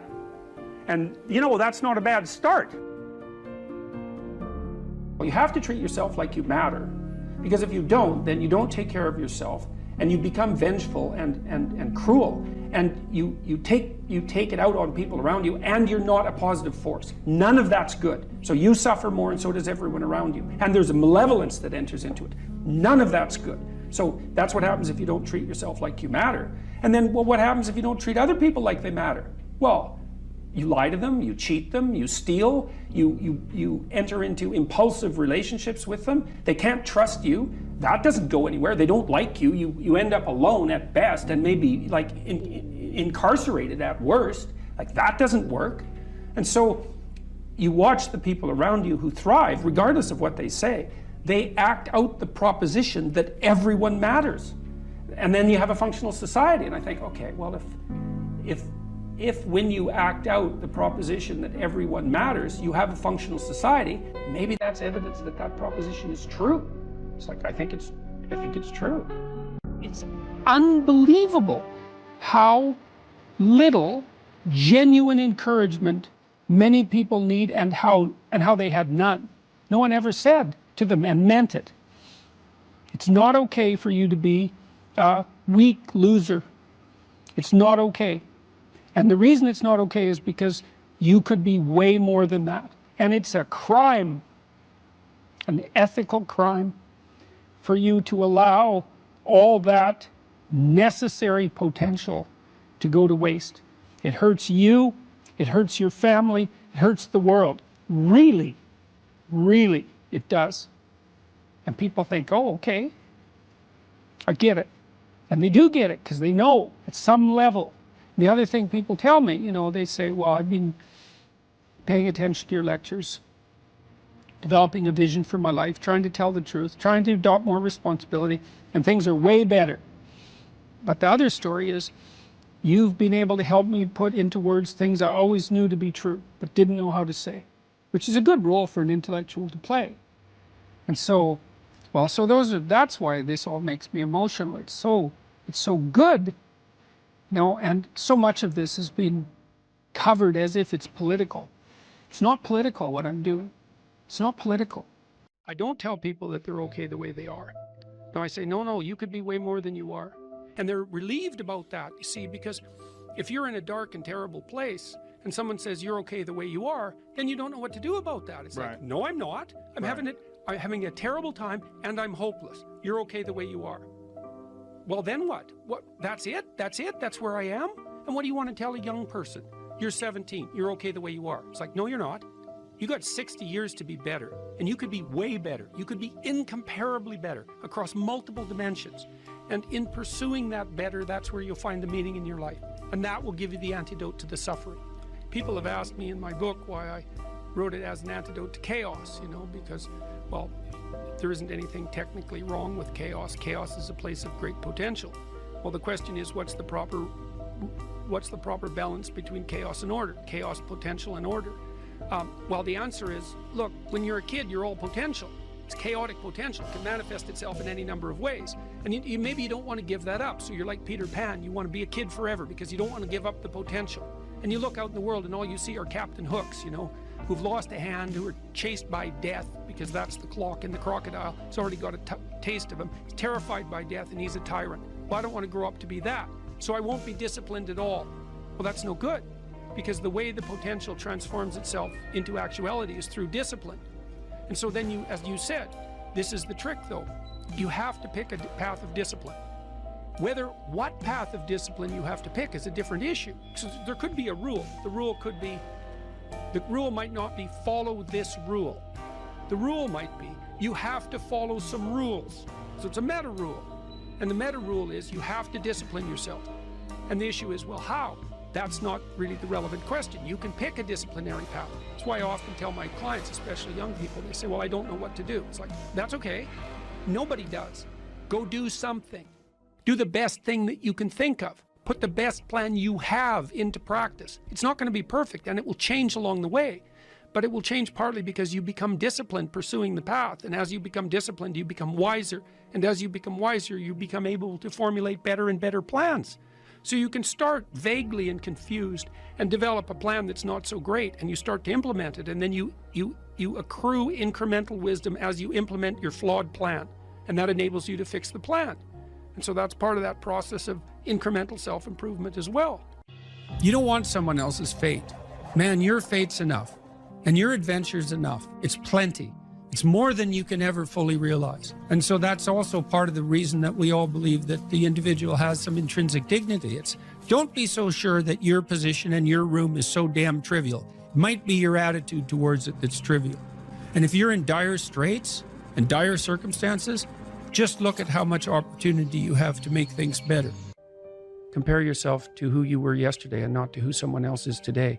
It's the same basic idea, right? Is that you have to get your markers for success right, because otherwise you can end up in the situation you described, which is that, like, there's always people out there who are doing far better than you on pretty much anything you want to imagine. And if all you're doing is seeing yourself in their reflected light, let's say, then it's going to be pretty damn dismal. But it's not a good comparison, because you shouldn't just compare. Well, first of all, there's danger in just comparing yourself to others, period, because they're not you, and God only knows what struggles they had to undertake to get to where they were, or what burdens they're currently carrying that you're not aware of. You just don't know any of that. But you can certainly contrast yourself with yourself. And that's a lot better. It is the only way. Well, it's also the only way of really measuring anything approximating proper improvement. You can actually tell when you're a little better than you were yesterday. Right.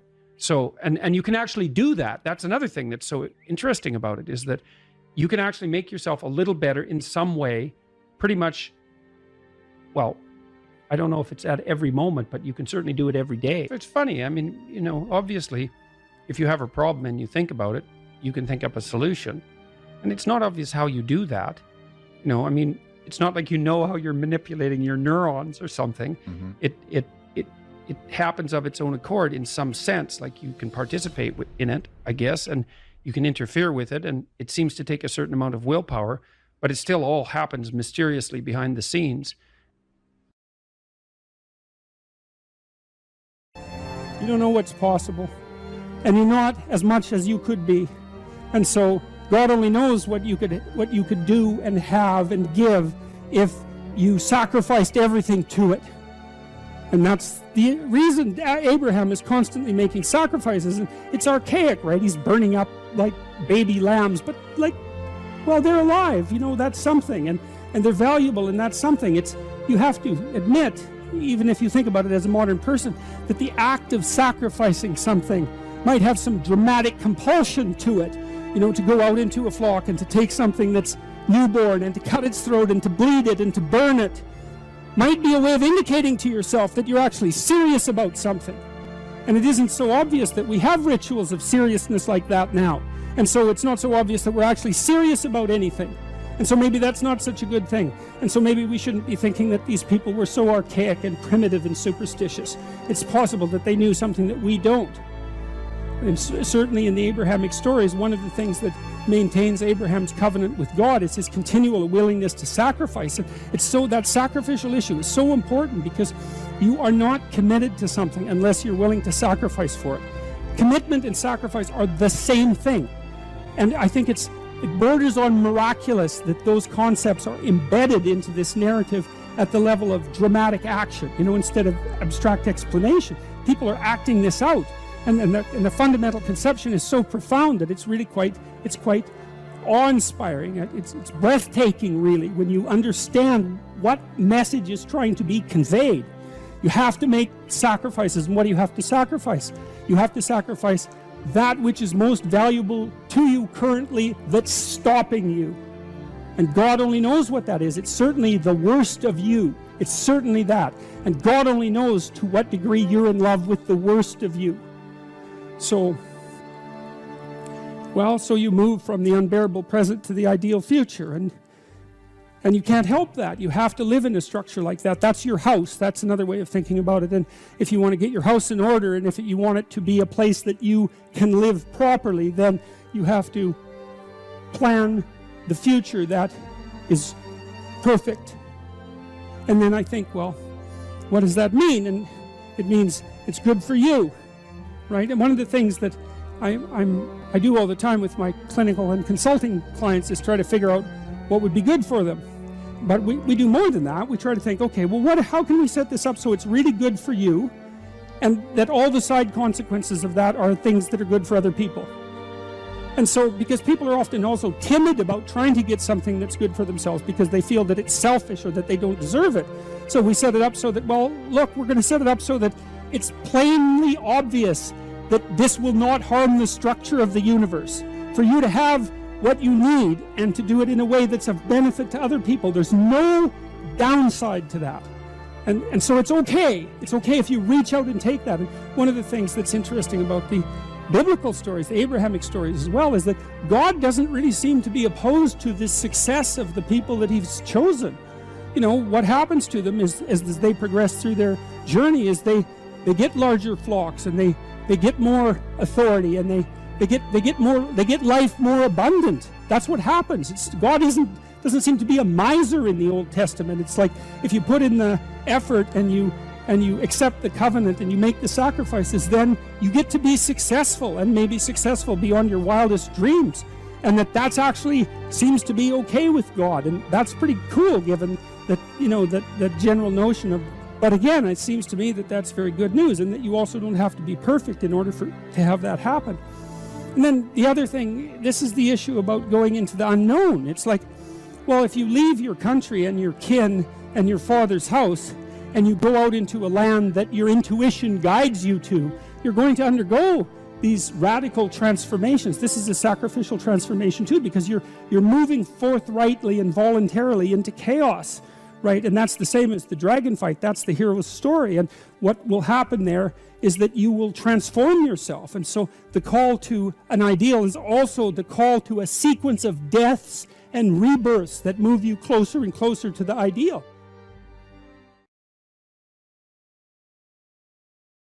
When I talk to people about doing the future authoring program, they often put it off. And it's not surprising because it's hard. But it's more than that. They think, well, I don't know how to write. I'm going to do a bad job. I don't really like assignments. I'm going to have to do it perfectly. I need to wait till I have enough time. And like one of those is enough to stop you cold, and all 5 of them, you're just done. And so I tell people, do it haphazardly, a tiny bit at a time, and badly, because you can do that. I tell my students when they're doing their theses, master's thesis, write a really bad first draft. And then we have a little conversation about that, because they don't think I mean that. Because it sounds like a cliche in some sense. It's not a cliche. It's not a cliche at all. It means you're a terrible writer, but if someone put a gun to your head and said, you have to have your 100-page thesis done by next Monday, or I'll shoot you, but I don't care how terrible it is, you would sit down and write it. And the thing is, then you have it, right? Then you have something, and then you can fix it. You can iterate and fix it. That bad first draft, that's the most valuable thing. And so that's what you need. You need a bad first draft of yourself. And there's an idea that Jung developed about the trickster and the jester, the comedian, right? That the trickster is the precursor to the savior. That's one of the things I learned from Jung that was just, it's so unlikely. You'd never think that. It's so amazing that might be the case. But the satirical and the ironic and the troublemaker, the comedian, the fool is the precursor to the savior. Why? Because you're a fool when you start something new. And so if you're not willing to be a fool, then you'll never start anything new. And if you never start anything new, then you won't develop. And so the willingness to be a fool is the precursor to transformation. And that's the same as humility. And so if you're going to write your destiny, you can do a bad first job. You're going to get smarter as you move forward. That's the thing, is that, so something beckons to you. That's what happens here. Maybe the star that Geppetto wished on was the wrong damn star, but at least it was a star, right? At least it was in the sky. At least it moved him forward. And so you say in your life, well, something grips you, and and fills you with interest. And you think, well, should I do that? And the answer is, if not that, then something. What if it's a mistake?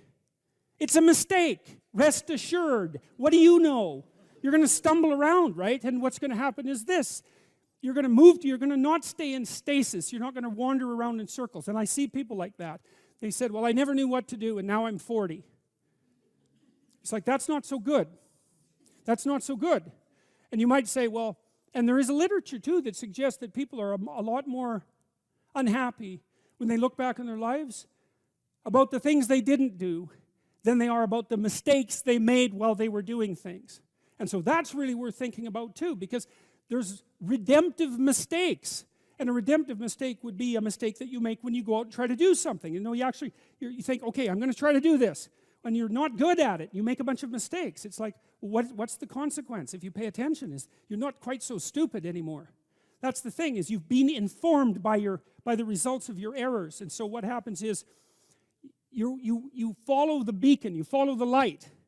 And you're blind, so you don't know where the light is. It's dimly apprehended only, and you're afraid to follow it. But you decide to take some stumbling steps towards it.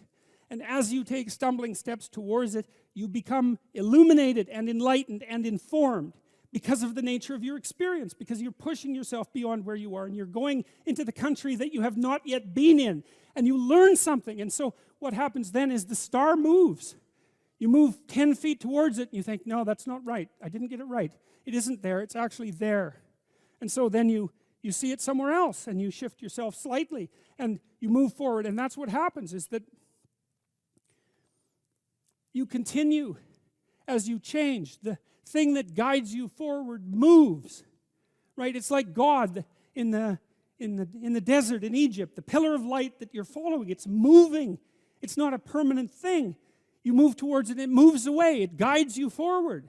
And so you say, well, is what I'm aiming at paradise itself? And the answer to that is no, because what do you know? You couldn't see paradise if it was right in front of you, but you might get a glimmer of it. And so you move towards it, and you grow. And then the next time you open your eyes, you see a little bit more clearly. And that's what happens, is that just happens over and over, right? It keeps moving. And so you move like this. But the thing that's so cool is that all those zigs and zags, you say, and each of those zags and zigs is a catastrophe. I hit a wall, my God, and then I had to die a little bit, and I barely got back up. It's a phoenix transformation at each turn, and it's painful. But the thing is that even though you've traveled 20 miles, let's say, on that road, and you've only moved 3 miles forward, you've moved 3 miles forward instead of falling backwards, because that's the thing too, is that if you stand still, you fall backwards. You cannot stand still, because the world moves away from you if you stand still. And there's no stasis, there's only backwards. And so if you're not moving forwards, then you're moving backwards. And that's more of the underlying truth of the Matthew principle. To those who have everything, more will be given. From those who have nothing, everything will be taken. It's a warning. Do not stay in one place. Well, as you zig and zag, maybe the cataclysm of each transformation starts to lessen. There's not so much of you that has to die with every mistake. And maybe you end up oriented at least reasonably properly. And if you were sensible, that would have been your trip. But it wasn't, right? It's that. And perhaps it's a lot worse than that. Perhaps there's no shortage of backtracking. But it doesn't matter, because as you stumble forward, you illuminate and inform yourself. And perhaps that's partly because the world is made of information. And if you encounter it and tangle with it, then it informs you. And then you become informed. And then you're information. And then you're ready.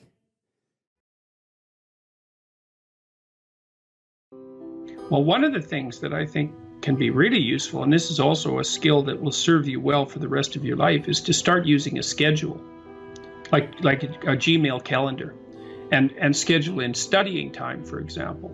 Now, so I've got some thoughts about using a schedule. People often don't like schedules because it's like developing your own tyrant. It's okay, well, here's a whole bunch of things I have to do tomorrow. That's my schedule and I better stick with it, or I'm a bad person, I'm a failure. And that's not the right way to go about it, the scheduling. What you want to do with the schedule is design the day that you would like to have. Now, some of that's going to involve responsibilities that you have to live up to, or your life will get worse. Right? So, but I would say, if you're trying to start learning how to manage your school stress, is like schedule in 10 minutes of homework. Maybe before you go to school in the morning, if you can get up. You probably can't, because teenagers have a hard time getting up in the morning. But start with 10 minutes. See if you can train yourself to sit down for 10 minutes after dinner, some regular time, and do 10 minutes of homework. And that's it. Put that in there as a goal. And then maybe if you've done your 10 minutes of homework, you can schedule in, 15 minutes of playing a video game if you want, some sort of reward. But start figuring out how to organize your day so that you get to do the things that you want to do, and you do some of the things that you have to do in a manner that you think you could actually do, in a manner that would be sustainable across time. And that, like, the part of your brain that makes you anxious is really unhappy if you don't have a plan. And so one of the fastest ways to start to deal with too much negative emotion, too much stress-related negative emotion, is to make a plan and to make it concrete. And so I would say, and a schedule is an unbelievably useful way of doing that. And you think, in your mind, why am I filling out this calendar for the week? Well, so I know what I'm doing, so that I'm not anxious, so that I'm doing things I want to do, so I have something to look forward to, and so that I'm doing things that I have to do, so that my life doesn't go spiral downhill and make me more miserable and resentful and bitter. And so you can start to use a schedule as your friend, and that'll take a year of practice to get good at. So if it doesn't work well in the first week, don't give up. Just keep doing it until you get yourself disciplined and they are able to stick more and more to your plans. And that will help you so much in your life, you just can't believe it. So what you want to do is chop up that overwhelming infinity into a set of manageable tasks. Mm-hmm. And you want to think, some of those tasks might be like, maybe you could put some order into your room.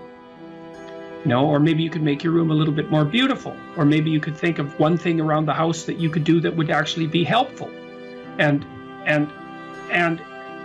you're doing that to improve your life. That's the point. You're not doing it because someone's shaking a stick at you and telling you that this is what you have to do if you're going to be a good person. That's not the point. And you also, with your schedule, you think, I'm going to design this schedule for someone I like. And that person that I'm designing the schedule for that I like is going to be me. And so it isn't the schedule of a slave master to a slave. It's a negotiated schedule that you arrange with yourself so that you can have a decent life. But it's a very powerful tool to have a calendar at your disposal. And if you can learn to use that young, just put a few things in it. Put in your classes, put in a few assignments, put in some things that you might want to do. Just start stupidly and badly, and you'll get good at it and assume you'll get good at it over about a year, and that'll change your life. Like if you learn to listen to people, if you decide that you're not going to say things that you know to be untrue, and if you learn how to schedule your time, your life will change for the better so much that you won't believe it, and that will keep happening more and more and more and more as you get older. So it's a great thing to start practicing if you could start practicing that when you're a teenager, and you get that under control by the time you're 18, you'll be absolutely deadly. You'll be so far ahead of other people who don't do any of that you won't believe it, and you'll just continue to accrue benefits as a consequence. Well, the thing is that, or one of the things is that you are going to be putting up with other people's problems and troubles for the rest of your life.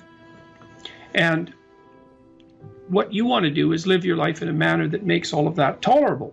And so I would say, with the scheduling and with the attempt to speak honestly, and with the development of goals that are valuable to you, you're going to be occupied enough with your own life and see enough of the quality of that life so that you'll be able to tolerate a fair bit of noise and stress coming at you from other directions. And I would also say that the more that you put yourself together in the manner that we've already discussed, the better other people will treat you, and the less unnecessary suffering and distress that you're going to encounter. And I would say, and I'll close with this, I would say to your viewers, don't underestimate the utility of getting your act together. Another thing you can do is, and this is like deciding that you're going to stop saying things that you know not to be true. The other thing is, you could decide to stop doing things that you notice make you weak. And it's a game that you're playing with yourself. It's like you're out with your friends, you do something maybe because you think it'll make you popular, and you notice that that makes you feel kind of subordinate and weak, and think, aha, I shouldn't do that again. I don't know exactly what it is that I did wrong, but it made me feel weak. It made me feel like I was coming apart at the seams. It's not the thing I should repeat. So you try to do things that make you stronger. You try to say things that make your speech more true and accurate. You try to aim at things that you think are worth attaining, and you get yourself disciplined and in order, and that will do. There's nothing else you can do in your life that will be of more benefit to you and to other people simultaneously. And if you could start that when you're a kid, man, I tell you, you'll be so far ahead. You'll be so far ahead by the time you're 18 or 19 that it'll be like you're in a different universe.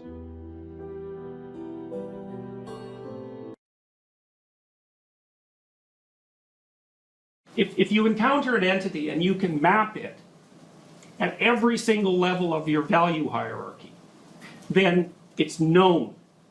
You know how to interact with it at a micro level, and you know what its implications are for every other level of your conceptual being. You know what its implications are for the future. Like, you know exactly how to deal with that thing. It's mapped at every single level. There's other things that are only mapped at one level and not at others. So maybe, you like the mouse, we'll say, for the child who's never seen a mouse, it's like it shares some commonalities with objects that the child is familiar with. But there's sufficient novelty so that it's also contaminated with the unknown. And that makes the child basically alert, semi-startled and alert. Now, the child will immediately refer to an adult. It's a technical term, actually. They'll look at the adult's face because the adult's face will broadcast the motivational and affective significance of that event. And so the child looks, references, and then reads off the face, and of course the speech and the bodily actions, exactly what that thing signifies, and then if the person that they're looking at jumps up on the table and screams, then that's one set of meanings, which is, God, this thing is magical, it's only this big, and look at what effect it has on, my aunt, for the sake of argument, who's, a pretty competent creature, as far as I can tell, being 2 years old. And then if she just dismisses it, her actions are going to determine the meaning of that phenomenon. So that's how the transformation of the semi-known thing into the more known thing occurs. It occurs almost always in a social context. You can explore things by yourself, but you rarely actually do that by yourself. It's almost always you plugged into a social apparatus, So you might be doing the specific investigating, but the social apparatus is around you so that you can confer with it, and it also shapes the way that you're going to interact with that specific thing. Okay, so the unknown, that's generally, the unknown that you encounter, that's generally characterized using feminine symbolism. And I think the reason for that, there's a bunch of reasons, and we've talked about many of them. One reason is because females do the sexual selection in human beings, and so they act as the face of nature. Another reason is that you can think of new possibility always emerging out of the non-cultural background in some sense, So, for example, let's say that we send an expedition to Mars, and we're gathering new information as a consequence. The reason we're gathering new information is because we've gone out past the domain of our knowledge, in a sense, and we're interacting with something new. And in that interaction, new information is generated. Now, you can say that it's partly the act of the perceiver that's generating the new information, and you could say that it's partly the act of the culture, because we send robots to Mars, let's say, which is very, very difficult. So the culture goes there, but the individuals are observing. So the individuals are buttressed by the culture, but they're generating information because they're somewhere truly new. And so the information, you know, the unknown is a constant source of new information. So it's the place that gives birth to new information. And so that's another part of the reason that it seems to be symbolized in feminine form. You know, I'm just taking this in some sense as an empirical fact. I've looked at, it looks like that's how these stories work. And so I'd be trying to puzzle out why exactly that would be the case. You know, I also think it's the case that we tend to look at the world from a social cognitive perspective, right? We filter it through a social cognitive biological apparatus. And so we're very likely to see things in character form, and characters have sexes. And so that's going to happen. And then the attributes of femininity or the attributes of masculinity that get used as symbolic reference, in some sense, there's an arbitrariness about it. So, for example, for the Egyptians, you know, usually you have a sky god, but they had a sky goddess. Now, she generally represents the night sky, which is not exactly the same thing as the day sky. But, you know, you have to, it's so tricky because you have to look at the relationships between the characters in order to decide what all of them mean. And that shifts a little bit from story to story. So this is what would you say? It's an approximation of the underlying structure, but there's a fair bit of variance in it, just like there's variation in stories. So, well, the feminine element has a destructive element and a creative aspect. And you can see that people characterize their environments in that way. So, for example, you can map on environmental beliefs onto this structure. You can say that the environmentalist portrays nature as positive, portrays culture as negative, and portrays the individual as negative. And the basic story is rampaging individual as member of rapacious culture invading the pristine landscape of beautiful Mother Nature. Now, the thing about that story is it's true. The problem with the story is it's half true. Now, so for example, one thing that's interesting to conceptualize is that that's exactly the opposite of the frontier myth. Now, the frontier myth was a story that was used extensively in Europe to drive immigration into the United States. And it was used to some degree in Canada too. And the story was the exact opposite. It's the hero, so that would be the immigrant, pioneer, bringing the benefits of order to a savage wilderness. Well, that's also true. But it's so interesting that both of those things can be true, and they're completely different from one another. There's no commonality at all between those two stories, except for the way that they use the characters. There's a feminine character, a masculine character that represents culture, and then there's another character that represents the individual. And you could even see that, if you think about it historically, the U.S. was founded in some sense on a frontier myth. And, you know, that was too one-sided. And so by the time the 1960s came along, the early 1960s, it shifted to its opposite. And that you need that because systems have to oscillate to some degree to remain stable across time. They can't just be fixed in place. So they're going to play back and forth through the archetypes in an attempt to keep them balanced, because that's what you're trying to do. You're trying to keep them balanced. And so, well, you have the destructive and creative element of Mother Nature. You see that all the time in movies where the thing that the hero is striving against is the negative element of the unknown. How many of you have seen the movie Alien? Okay, so, you know, that's a pretty graphic representation of, well, those aliens are more reptilian in form. So they're almost like, they're more at the dragon of chaos level of civilization. But they're like a terrible external force that's threatening human culture and the individual. It's exactly the opposite story that's played out in, what was the movie with all the blue creatures? Avatar. Avatar, right. Avatar is exactly the opposite of that, where, you know, the unknown nature is just nothing but, it's like sweetness and bliss, and, you know, and the human culture is portrayed as spearheaded by greedy and rapacious individuals who are basically manifestations of the military-industrial complex.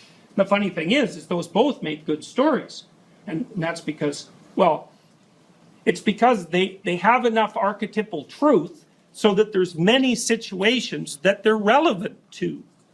You know, sometimes Mother Nature is your best friend, and sometimes it's your worst enemy. And so you could go down to the jungles of Peru, and you could talk to the people who live there, and you could find out what they know about medicinal plants in the jungle, and you could bring home things to cure disease. Or you could just go down there and get lost in the jungle, and then you're dead. You know, in some sense, it's the same jungle. And whether it's positive or negative depends on what stance you take towards it and how you behave. And so the other thing that's really interesting about mythology, and this is the lovely element of mythology, is that part of what it does is tell you how to take this incredibly complex landscape that's positive and negative at the same time at every level of analysis, and how to navigate through it so that the proper balance is maintained as far as the entire system is concerned. So that culture has an orderly element, and that's what protects us here, and it has a tyrannical element, and that's what makes you treated like numbers at the University of Toronto. You know, you get both of those at exactly the same time. And then the archetypal individual has the same fundamental nature, hero or villain. And you know, those have archetypal roots, because the ultimate hero is the ultimate perfect person, and the ultimate villain is, you know, Satan himself in whatever form he happens to take. You know, and it doesn't take much knowledge of this structure before you can start seeing it manifest itself all over, especially in movies that are particularly popular, because they almost always have a central archetypal theme.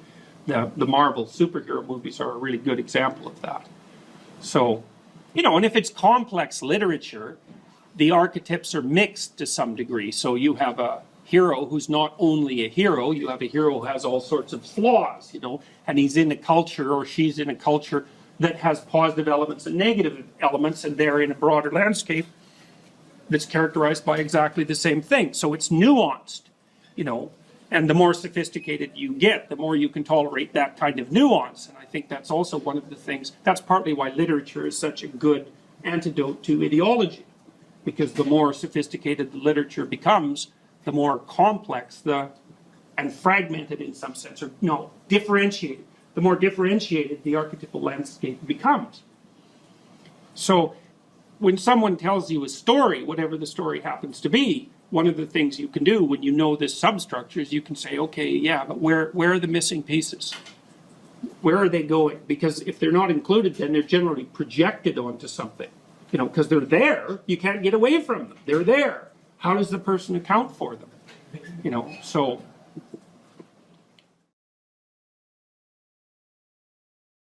So imagine you're dealing with someone who's hoarding.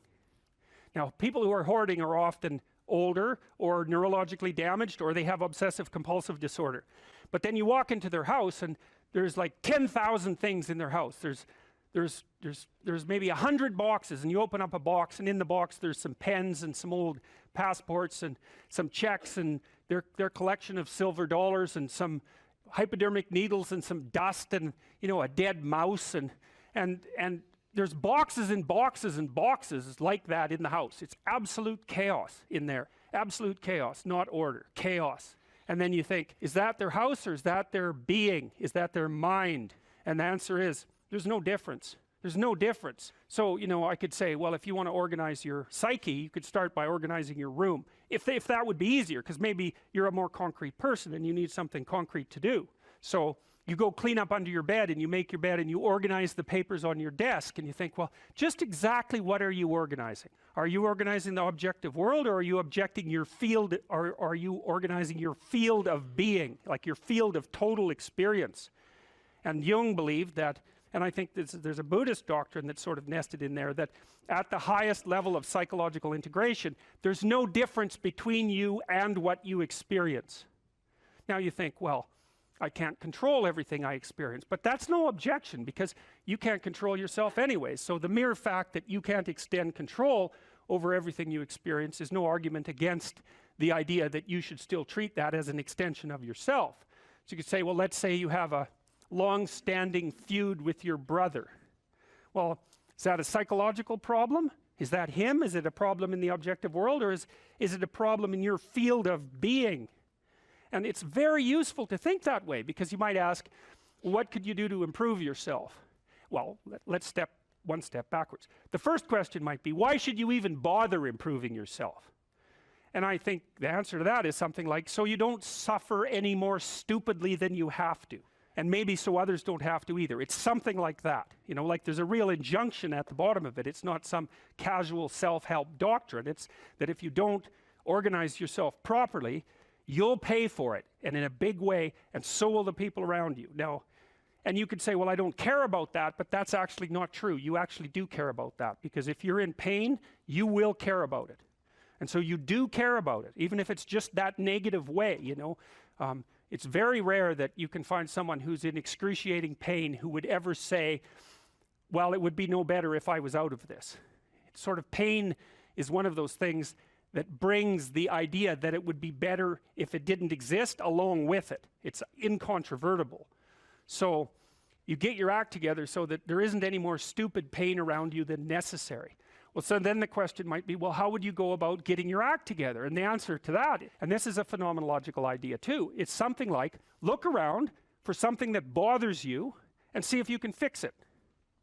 So now you think, well, let's say you go into you can do this in a room. It's quite fun to do it just when you're sitting in a room, like a room, maybe your bedroom. You can sit there and just sort of meditate on it and think, okay, if I wanted to spend 10 minutes making this room better, what would I have to do? And you have to ask yourself that, right? It's not a command, it's like a genuine question.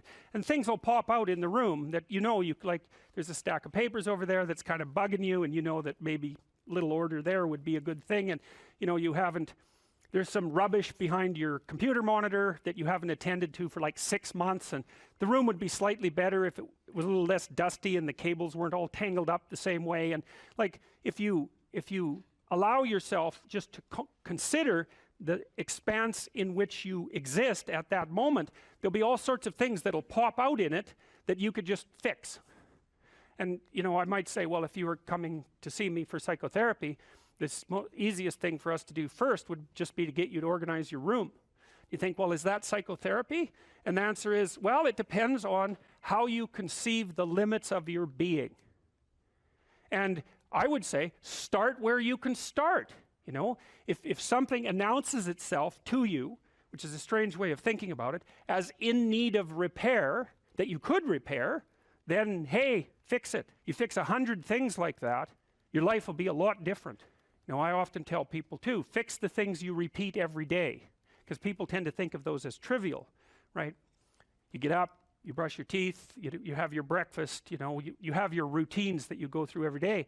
Well, those probably constitute 50% of your life. And people think, well, they're mundane, I don't need to pay attention to them. It's like, no, that's exactly wrong. The things you do every day, those are the most important things you do. Hands down. All you have to do is do the arithmetic. You figure it out right away. So 100 adjustments to your broader domain of being, and there's a lot less rubbish, and there's a lot less rubbish around, and a lot fewer traps for you to step into.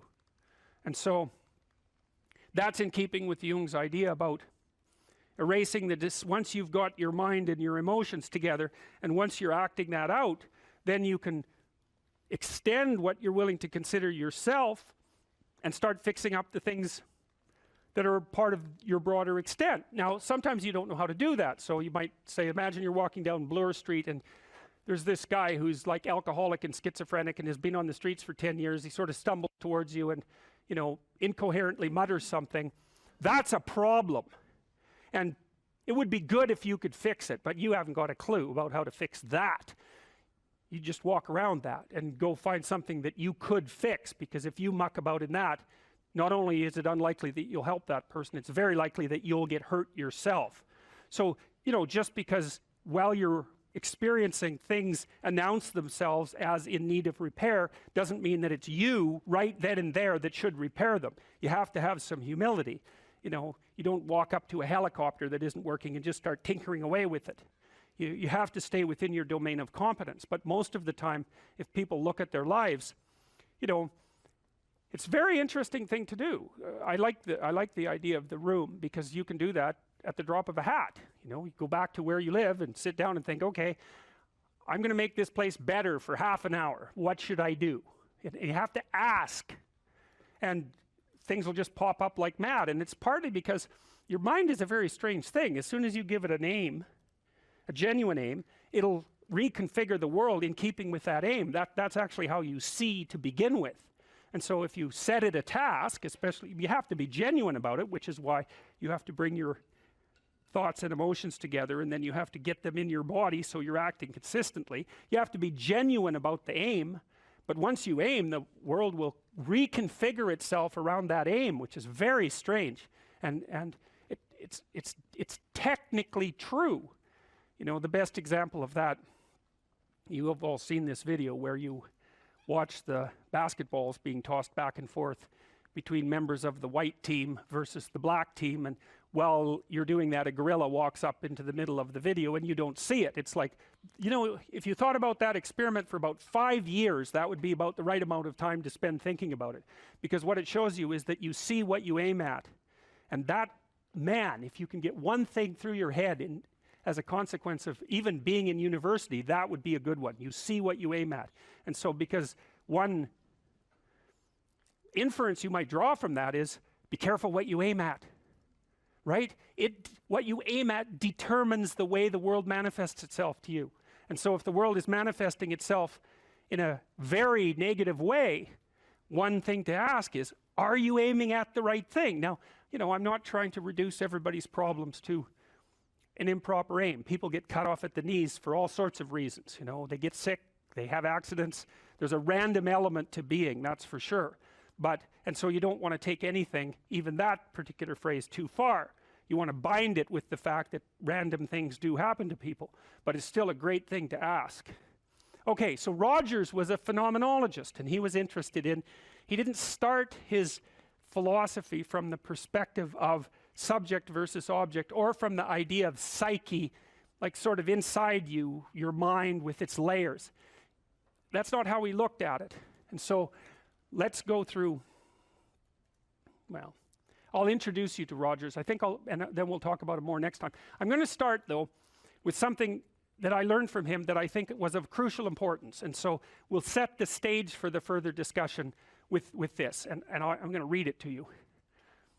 Assuming a minimal mutual willingness to be in contact and to receive communications, we may say that the greater the communicated congruence of experience, awareness, and behavior on the part of one individual, the more the ensuing relationship will involve a tendency towards reciprocal communication with the same qualities, mutually accurate understanding of the communications, improved psychological adjustment and functioning in both parties, and mutual satisfaction in the relationship. It's quite a mouthful. What does it mean? Assuming a minimal mutual willingness to be in contact and to receive communications. Okay, we're having a conversation.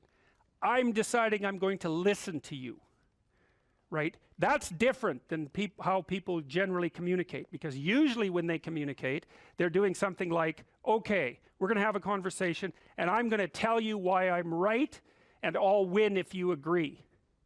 Or maybe you're having a conversation where, I don't know what you're trying to do. Maybe you're trying to impress the person you're talking to. So you're not listening to them at all. You're just thinking about what you're going to say next. Okay, so that's not this. This is, you might have something to tell me. And so I'm going to listen on the off chance that you'll tell me something that would really be useful for me to know. And so you could think about it as an extension of the Piagetian, you know, Piaget talked about the fundamentally important element of knowledge being to describe how knowledge is sought, the process by which knowledge is generated. Well, if you agree with me and I find that out, I know nothing more than I knew before. I just know what I knew before. And maybe I'm happy about that because, you know, it didn't get challenged. But I'm no smarter than I was before. But maybe you're different than me, and so while I'm listening to you, you'll tell me something I don't like. Maybe it's something I find contemptible or difficult, whatever. Maybe you'll tell me something I don't know, and then I won't be quite as stupid. And then maybe I won't run painfully into quite as many things. And that's a really useful thing to know, especially if you live with someone and you're trying to make long-term peace with them, is they're not the same as you. And their way they look at the world and the facts that they pull out of the world aren't the same as your facts. And even though you're going to be overwhelmed with the proclivity to demonstrate that you're right, it is the case that 2 brains are better than 1. And so maybe 9 of the 10 things they tell you are dispensable, or maybe even 49 out of 50, but one thing, all you need to get out of the damn conversation is one thing you don't know. And one of the things that's very cool about a good psychotherapeutic session is that the whole conversation is like that. All you're doing is trying to express the truth of the situation as clearly as possible. That's it. And so now Roger's proposition, and I'll tell you why he derived it, was that if you have a conversation like that with someone, it will make both of you better. It'll make both of you psychologically healthier. So there's an implicit presupposition that the exchange of truth is curative. Well, that's a very cool idea. I mean, it's a very deep idea. I think it's the most profound idea. It's the idea upon which Western civilization, although not only Western civilization, is actually predicated. The idea that truth produces health. But for Rogers, that was the entire purpose of the Psychotherapeutic Alliance. You come to see me because you want to be better. You don't even know what that means necessarily, neither do I. We're going to figure that out together. But you come and you say, look, things are not acceptable to me, and maybe there's something I could do about that. So that's the minimal precondition to engage in therapy. Something's wrong, you're willing to talk about it truthfully, and you want it to be better. Without that, the therapeutic relationship does not get off the ground. And so then you might ask, well, what relationships are therapeutic? And the answer to that would be, if you have a real relationship, it's therapeutic. If it isn't, what you have is not a relationship. God only knows what you have. You're a slave, they're a tyrant, you know, you're both butting heads with one another. It's a primate dominance hierarchy dispute. Oh, I don't know, you're like 2 cats in a barrel, or 2 people with their hands around each other's throats. But what you have is not a relationship. So, all right. We may say that the greater the communicated congruence of experience, awareness, and behavior on the part of one individual, that's a reference to the same idea that I was describing with regards to Jung. So let's say you come and talk to me and you want things to go well. Well, I'm going to have to more or less be one thing, because if I'm all over the place, you can't trust any continuity in what I say. There's no reason for you to believe that I'm capable of actually telling you, I'm capable of expressing anything that's true. So the truth is something that emerges as a consequence of getting yourself lined up and beating all the, what would you call, all the impurities out of your soul. I don't know if you can be less afraid of death exactly, but I think that here's a hypothesis, and this is a Socratic hypothesis. I write about this in my book too, by the way. Maybe if you live your life thoroughly, right? You take use of the advantages, make use of the advantages that are put in front of you, make use of your talents, say yes to things, tell the truth, like stand up and get at it, assuming that you can do that, you know, because some people are very ill and hurt, but assuming you can do that, I think the only way to combat fear of death is to live fully. And I think that might actually work. I kind of wonder, I've talked about this with my father too, who's getting pretty old. You know, I've asked him if, for example, if he could be transformed back into an 18-year-old, knowing what he knows now, would he do it? And he was ambivalent about that. You know, he didn't say no, but he didn't say yes. And we talked about this idea that if you lived your life fully, you know, maybe that would be good enough. Because, you know, I loved having kids, but I don't feel that I would have kids again, you know, because in some sense I've already done that.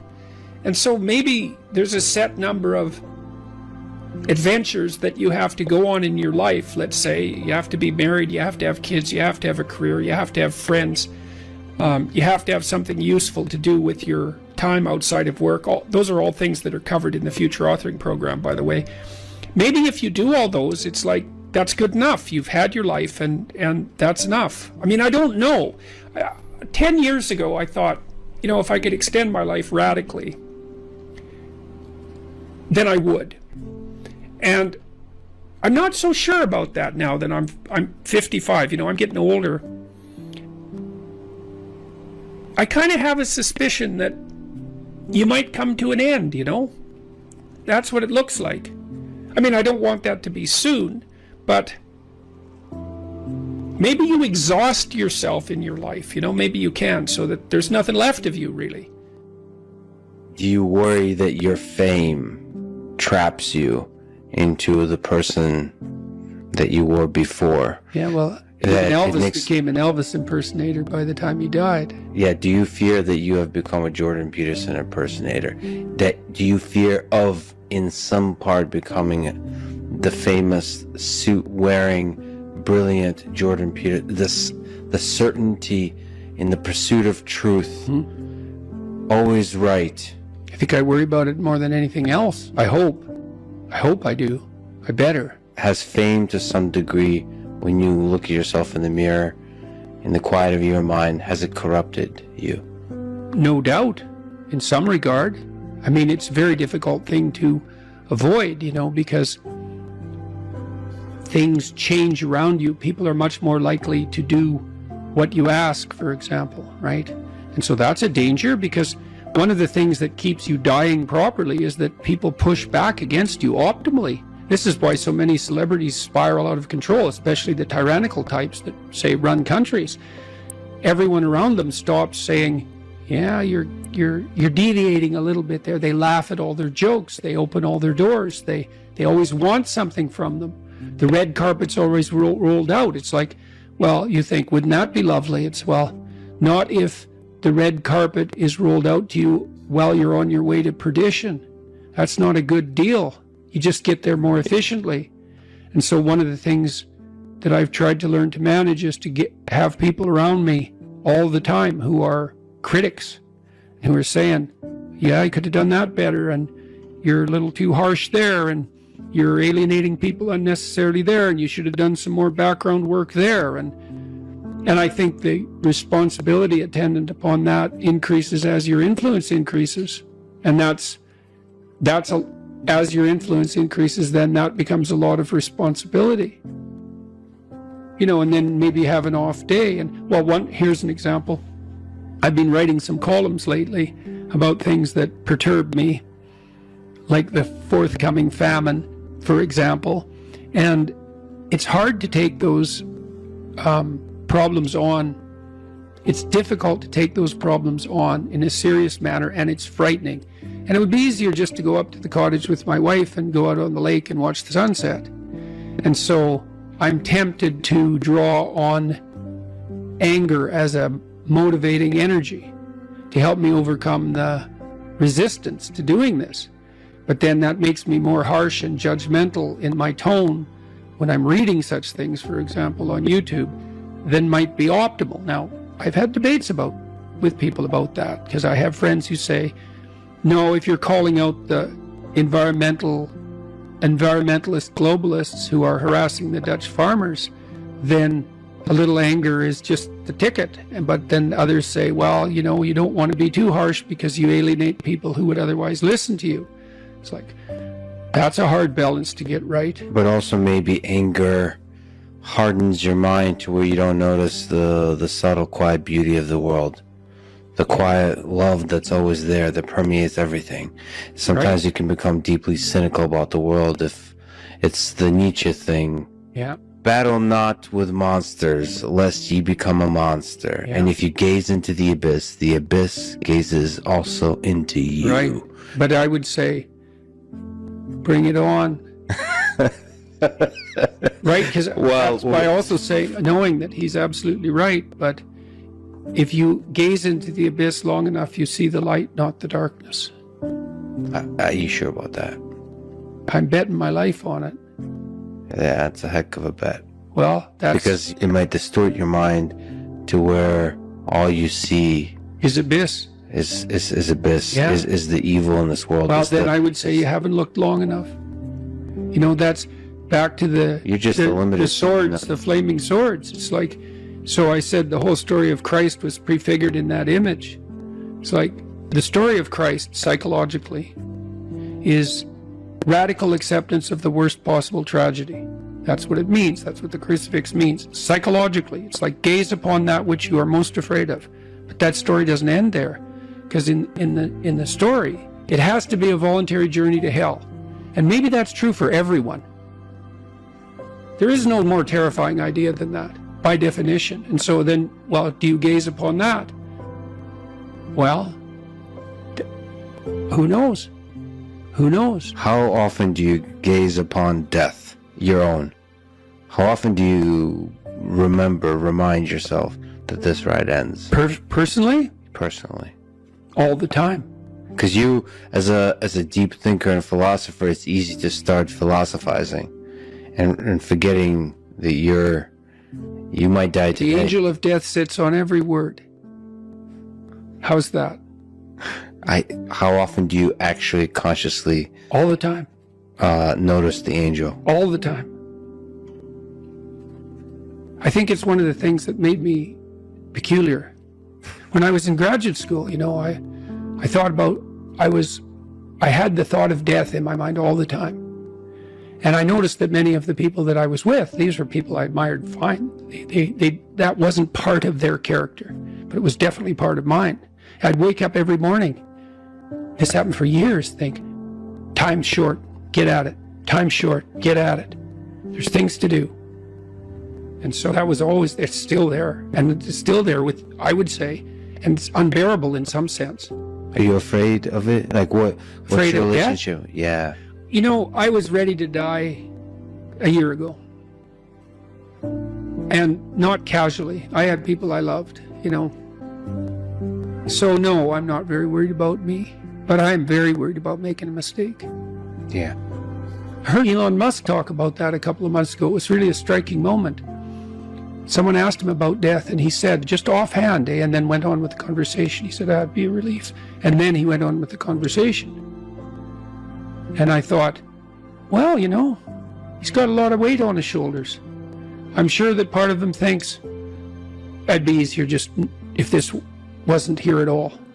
Now, he said it offhand, but it was a telling moment in my estimation. So for him, that's a why live question. Hmm? The exhaustion of life. Yeah, If you call it life is suffering, but the hardship. I'm more afraid of hell than death. You're afraid of the thing that follows. I don't know if it follows or if it's always here. And I think we're going to find out. What's the connection between death and hell? I don't know. And I don't know. I don't know. Is there something that needs to be done before you arrive? You're more likely to die terribly if you live in a manner that brings you to hell.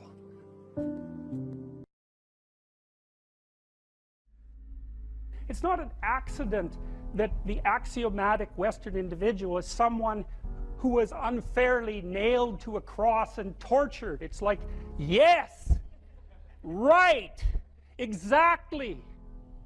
So what do you do about that? Well, I thought about that for a long time too. It's like, well, you don't get together in a damn mob, because all that does is allow you to be as horrible as you could possibly imagine and suffer from none of the consequences. That's a bad idea. So how about we don't do that? Well, there's a deep idea in the West too. It's like, pick up your damn suffering and bear it and try to be a good person so you don't make it worse. Well, that's a truth. You know, I read a lot about the terrible things that people have done to each other. You just cannot even imagine it. It's so awful. So you don't want to be someone like that. Now, do you have a reason to be? Yes. You have lots of reasons to be. God, there's reasons to be resentful about your existence. Everyone you know is going to die. You know, you too. And there's going to be a fair bit of pain along the way, and lots of it's going to be unfair. It's like, yeah, no wonder you're resentful. It's like, act it out and see what happens. You make everything you're complaining about infinitely worse. There's this idea that hell is a bottomless pit, and that's because no matter how bad it is, some stupid son of a bitch like you could figure out a way to make it a lot worse. So you think, well, what do you do about that? Well, you accept it. That's what life is like. It's suffering. That's what the religious people have always said. Life is suffering. Yes. Well, who wants to admit that? Well, just think about it. Well, so what do you do in the face of that suffering? Try to reduce it. Start with yourself. What good are you? Get yourself together, for Christ's sake, so that when your father dies, you're not whining away in a corner, and you can help plan the funeral, and you can stand up solidly so that people can rely on you. That's better. Don't be a damn victim. Of course you're a victim. Jesus, obviously. Put yourself together. And then maybe if you put yourself together, you know how to do that. You know what's wrong with you, if you'll admit it. You know there's a few things you could, like, polish up a little bit, that you might even be able to manage in your insufficient present condition.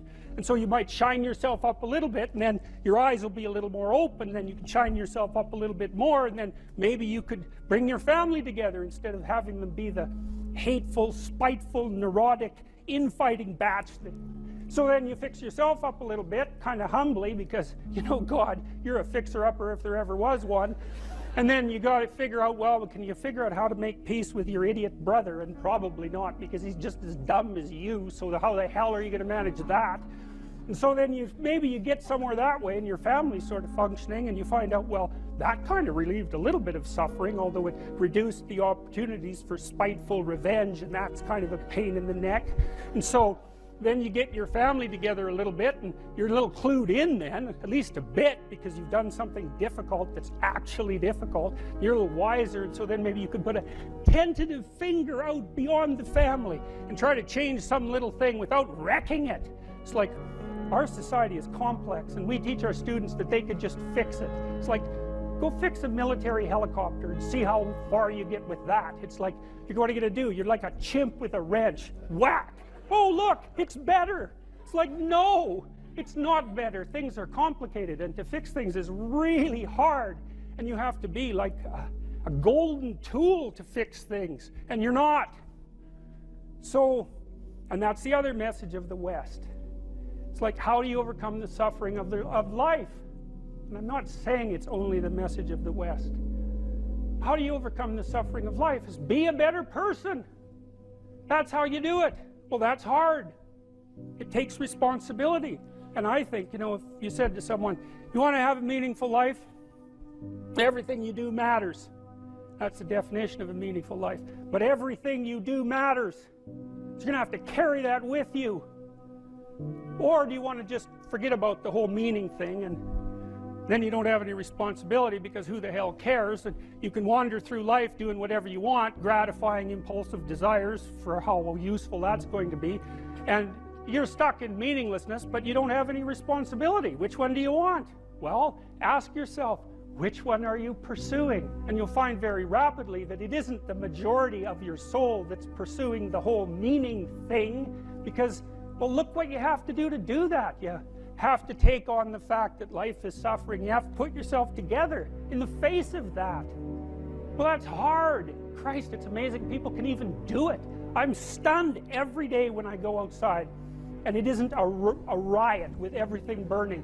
Because really, God, you talk to people, it's like, I knew this guy, he'd been in a motorcycle accident, and it really ruined him, and he was like a linesman, you know, working on the power, and he was working with someone who had Parkinson's disease, and they had complementary inadequacies, and so two of them could do the job of one person, and so they're out there fixing power lines in the freezing cold, despite the fact that one was 3/4 wrecked with a motorcycle accident and the other one had Parkinson's. It's like, that's how our civilization works. It's like, there's all these ruined people out there, they've got problems like you can't believe.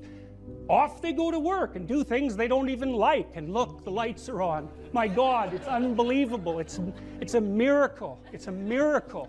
And we're so ungrateful. College students, the postmodern types, they're so ungrateful.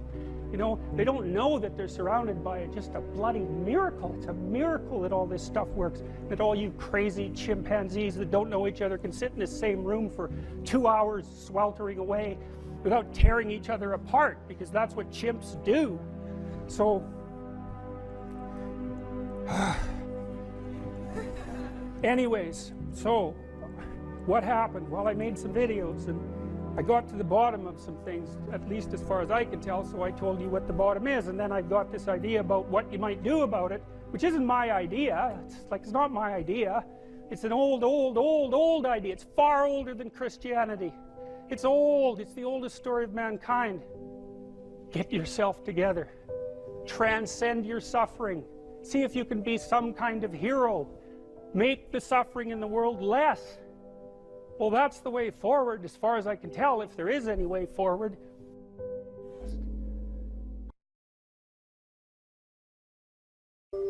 So that's an interesting thing. Well, so let's say you go over your past with a fine-tooth comb and you decide you're going to take responsibility for everything that you did that was wrong and everything that you failed to do that you could have done that was right. It's like, does that change the world? It's like, depends on how thoroughly you do it.